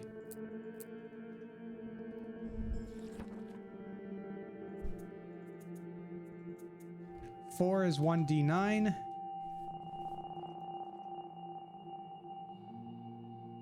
5 for 4. 4 is 5. 4 is 5. 4 is 5. Got it. Okay. So now we need 2 and 5. Are the last 2 we're missing. Guess we gotta go back out there. Is there even more out there? All right, chat. You guys ready for the frames to chug? Here we go. Frame chug and go. Cinder is secretly a sheep. We just never saw it. No, I'm not. I guess it's easier. There's no, there go the frames. A sheep and collie fur, but where do you get the fur? I don't know.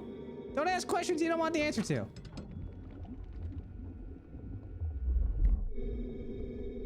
Okay. I missed a switch out here too. There's a switch I need to find.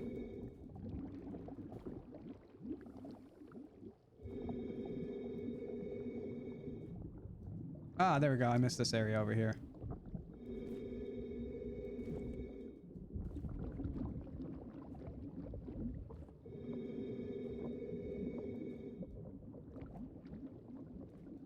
There's the switch. We're missing 2 plaques. We need 2 and 5.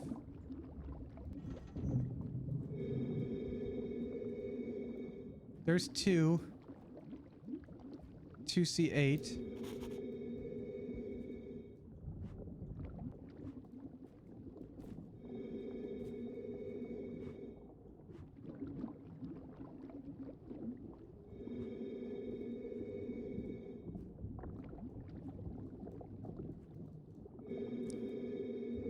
I can just guess the last number, right?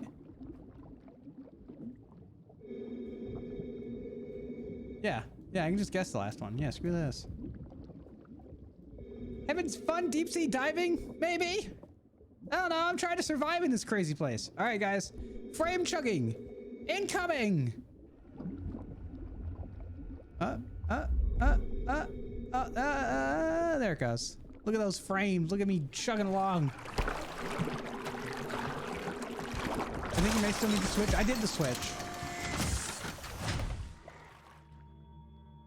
The switch has been done. See, all 3 are done. It was 2C8. 8.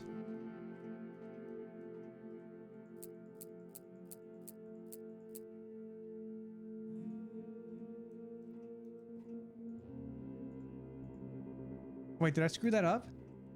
What was 1? Did I move 1? H3? No, it's 0. Cinder so small, Tux uses his head as an armrest? Get out of my head! Okay, it was 3.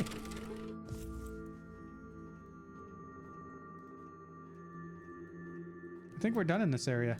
All right, guys, time to teleport back. Here we go. Whee!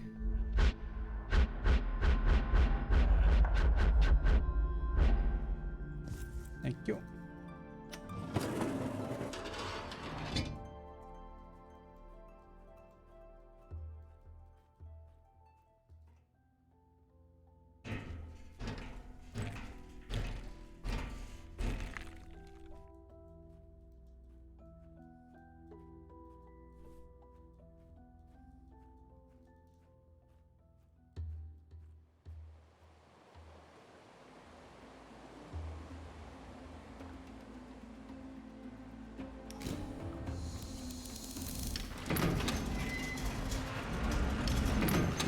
Oh. You can't. I wouldn't try jumping if I were you. I just tried. He couldn't control everything after all. I just tried. I remember when this bridge collapsed not long before you came. It's a relief to see how time and nature together could outplay even him. How an unforeseen accident can ruin a life's work. I can't deny that his failure brings me joy. Damn. Unfortunately, I still need you to stay on his path. I think I may be able to guide you through. But first, I need to show you something. Now, follow me. You will not fall. I'm not supposed to follow for strangers, guys. Stranger danger. Do we follow the green orb of floating just presence, or do we try to jump? Yeet! Oh, okay. Don't look down. Proceeds to look down. Just follow me. Oh god, my game does not like this. Okay, let's get over. Let's just walk. Trust me.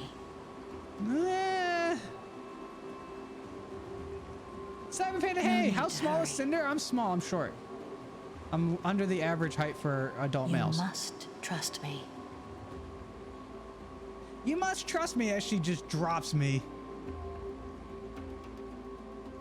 I'm looking down, Shrek! This path leads to our sanctuary. He removed the crystals to darken these tunnels. I am not 4'2". Let's have some light.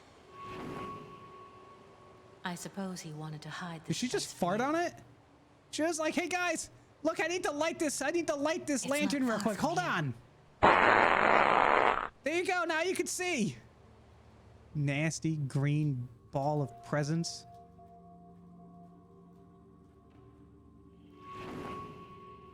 Jeez, we know you vape. Look, she just did it again. Oh, God. Oh, she's gassy. Come on, get out of here with that. I'm not doing a fart sound for all of these, by the way.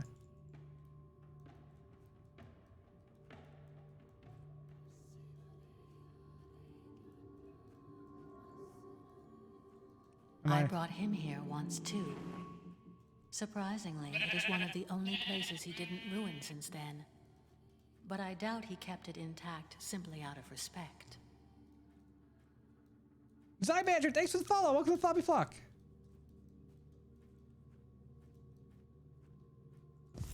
Ooh, crystals. Unrefined crystals.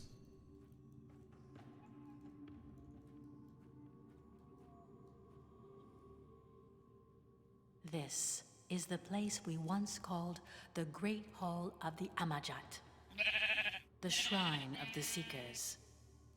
OJ You must look Hydration, around hey, thanks for the and follow. find some blue crystal powder to Welcome to cast Floppy into the Flock. fire. Blue crystal powder? Damn, girl, I didn't know you partied like that.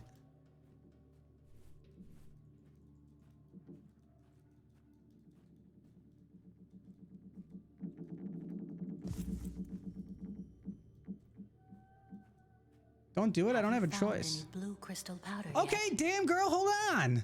Jeez. I know you're jonesing, but get out of here. Wait, I have a key that I haven't used. What did I use this key for? I'm sure it'll come up. We need blue crystal powder. Oh my god.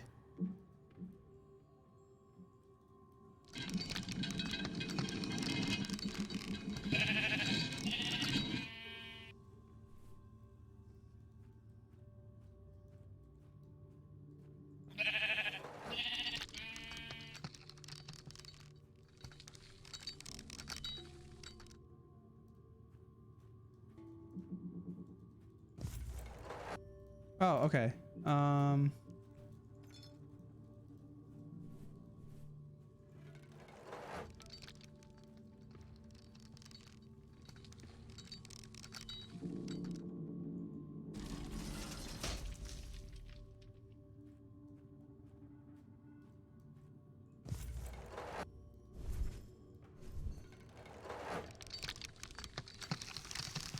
There we go.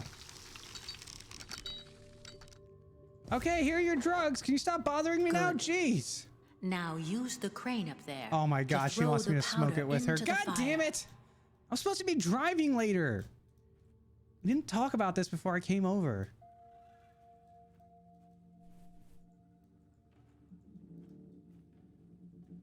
Unbelievable.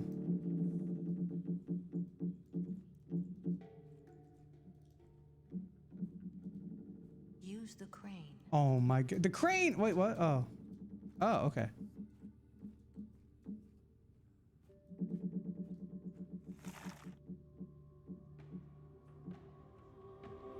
Lost child. Look at her. She's Jones. She's like, let me get this. Let me get this. Let me get this. Yes. Okay.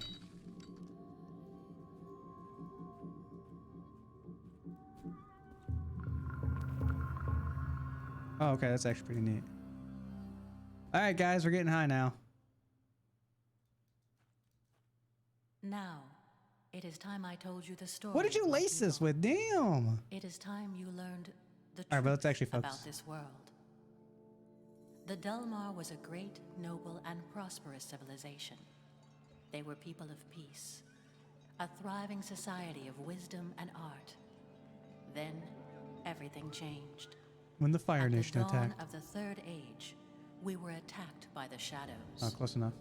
Over the years, our colonies have fallen one by one. The shadows have slaughtered our settlers without mercy. They filled our hearts with terrible fear. In the great halls of Unnatko, the capital city of our world, the Circle of Elders have chosen 3 of our best people. Roran, the most skilled warrior. Theodore, the brightest of all scholars. And a devoted shaman, me. We were called the Amajat, the Seekers. Our goal was to find a legendary place of great power, Quern. We embarked on a journey to face the unknown and to find what was hidden. This quest has forged a strong friendship between the 3 of us. Over the years, we visited countless worlds. We became exhausted and shattered under the weight of the responsibility. We learned that the shadows had reached the outer walls of Unnatko. We almost lost faith, but we couldn't stop. As we kept searching, we found a world that astonished all of us. This very world. Here, we found what we needed the most. Time.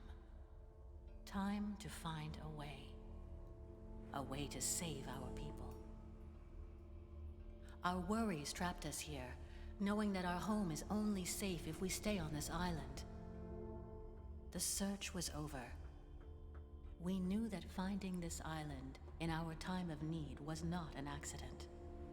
It gave us hope, and we started to believe that this world was Quernaluk. Over centuries, we perfected our expertise. We, the Amajat, have become idols of strength, intellect, and discipline. But it was not enough. The infinite time we have been given made us obsessed with the overcoming urge to save our people. As we kept training and learning, pursuing power slowly became our only passion. We had risen above the boundaries of the body and mind. Eventually, we almost forgot the very principle of our mission. Planable, hold on, I'll get to that in a second. I had a vision of our people. I saw their suffering. At that moment, I understand we had become the very power we were sent to search for. It was time for us to head home. I knew we were prepared. We were ready to face them. But the shadows were no longer my worst fear. I was afraid of what we had become. I was afraid of facing reality. We appeared at the edge of doom. Most of our great city was burning in flames. Unnatko, our home, was about to fall. And then, we vanquished our enemies. There was no fight. They couldn't fight back. It's bright. We cleansed our city of the shadows. A war that had lasted years ended in seconds. We were the saviors. We were celebrated like gods. And that's exactly how we felt. But we knew that the people we saved were not really our people anymore. We no longer belonged here. We felt we were more. After witnessing our power, people lost their faith in the Council.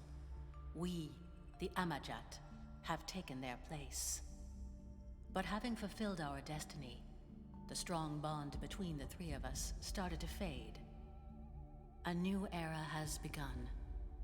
The era of division and conflict. As our disagreements became stronger, we turned against each other. This caused the people to take sides. I want to be on the blue team. A war has erupted from within. A war we were too proud to stop. Chaos rumbled across the streets of Unatco. We watched our once thriving society fall apart. Our home was destroyed. All because of us. Because of what we have become. I couldn't live with myself. I couldn't bear the great emptiness I felt anymore. I left what remained of my world for one final journey. Following the path we once walked upon, I found Quern once again. But I did not come back for its power. I came back to face the curse that made me forget who I was. I spent centuries meditating on my past mistakes, trying to find a way to make up for what I'd done. By accepting the loss of all attachments that kept me in the physical world, I managed to ascend to a new form of existence. In this way, I will never lose myself again, and I can guard this place for eternity. God, you're bright. You you just tone it down just a bit here. Oh, where's my other hand? Give me my other hand. Just like bright. He didn't want you to know about our heritage. He didn't want you to see how the power of the island can ruin an entire civilization. He too wants to ignore it, but you must know the truth. He cannot accept the destructive power of this knowledge that he worships above all else. No civilization could contain this kind of power, especially not a single person. It is time for you to return to his path. I will meet you back at the entrance. Okay. Planet Wolf, thanks for the follow. Welcome to Fobby Flock, and thanks for the 10 bits. I appreciate it. All right, we got some backstory at least. I bet we're, so that's the guy, I think that's the guy who's making all the puzzles. Beans! Yes, the beans. And there's some beans. It was a long cutscene, yeah, I know, but it was important. We had to watch it. We went through all that trouble of getting her blue crystal powder. Might as well enjoy the trip.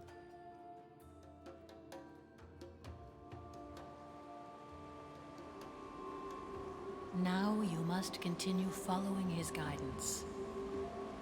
I will help you get back on his path. He was the first person who found this island after Oh my god, walking on this platform is not doing well. Must be the last person to ever be here.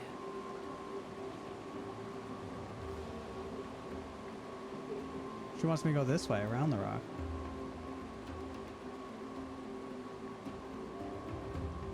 Now she drops you. Now that you know the secret, it's time for you to die.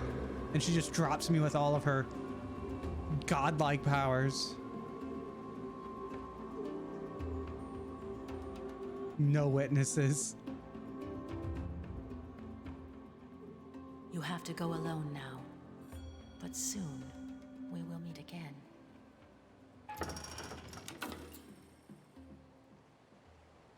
Yeet! Oh.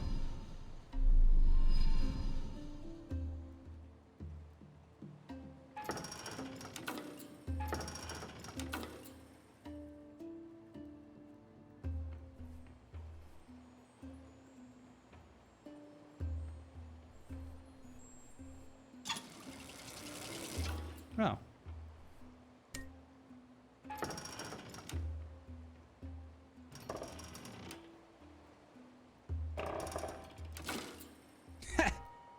Ready for this?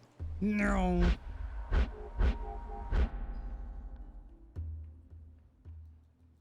Whoa.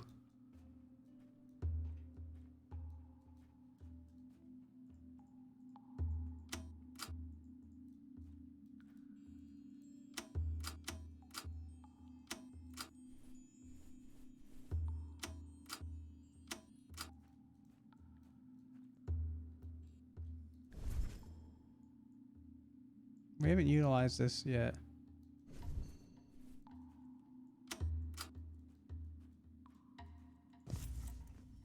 Oh.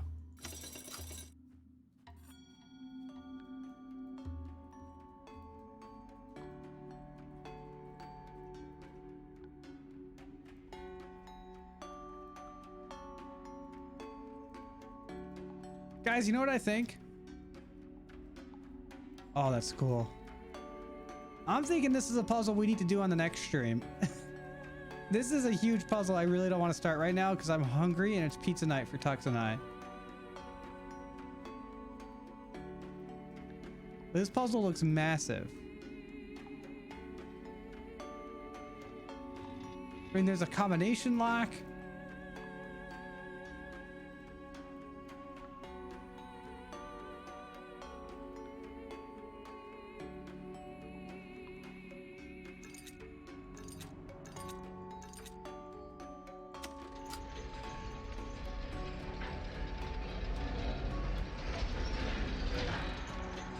Oh, that's the mechanics.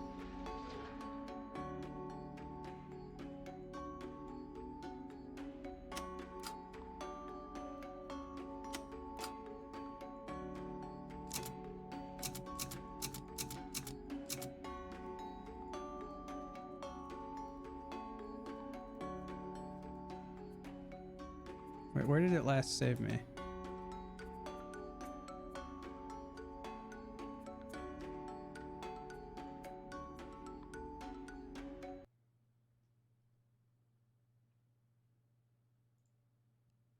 Oh God. Oh God. Oh, okay, there it goes. Ooh, that was weird. It crashed. Game just likes to crash. We're back. Who be Tux? Tux be my boyfriend.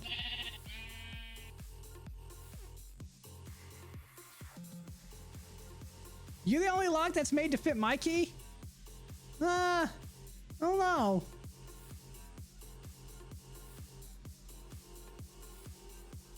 It crashed again. Cinder and Tux. Oh, well, thank you. Guys, let's see who we're gonna raid today. Closing the game crashed the stream. No, it didn't. It's back. It's back. It's back. It's back. It's back. I'm back, right? It says it's unstable, but it's okay. It's fine.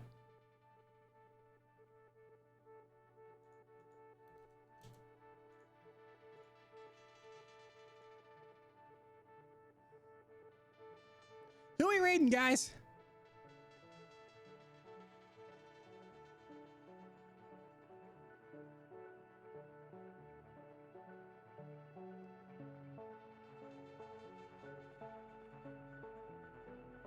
We can do like, if you want to do Zathium, we could do Swizzle, Lumetric.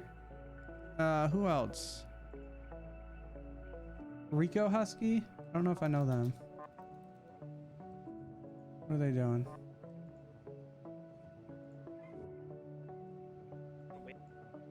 Golf with friends?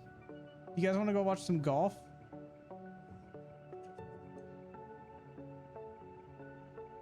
You guys want to go watch Rico Husky play golf with some people? They're Scottish. All right, let's do it.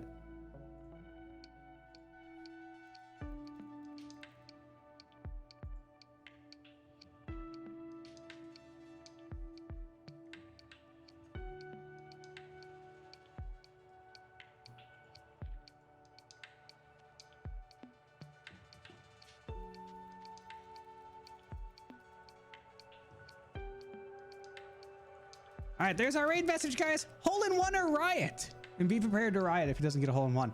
Hole in one or riot. Guys, Thanks for coming and hanging out today. Thank you guys for the raids, the subs, the bits, the follows, all the freaking support. You guys are insane. Guys, I will see you on Monday. Will be the next stream. Monday. I'm going to take tomorrow off. The Sunday on my weekend off is always my off day. I'm taking tomorrow off.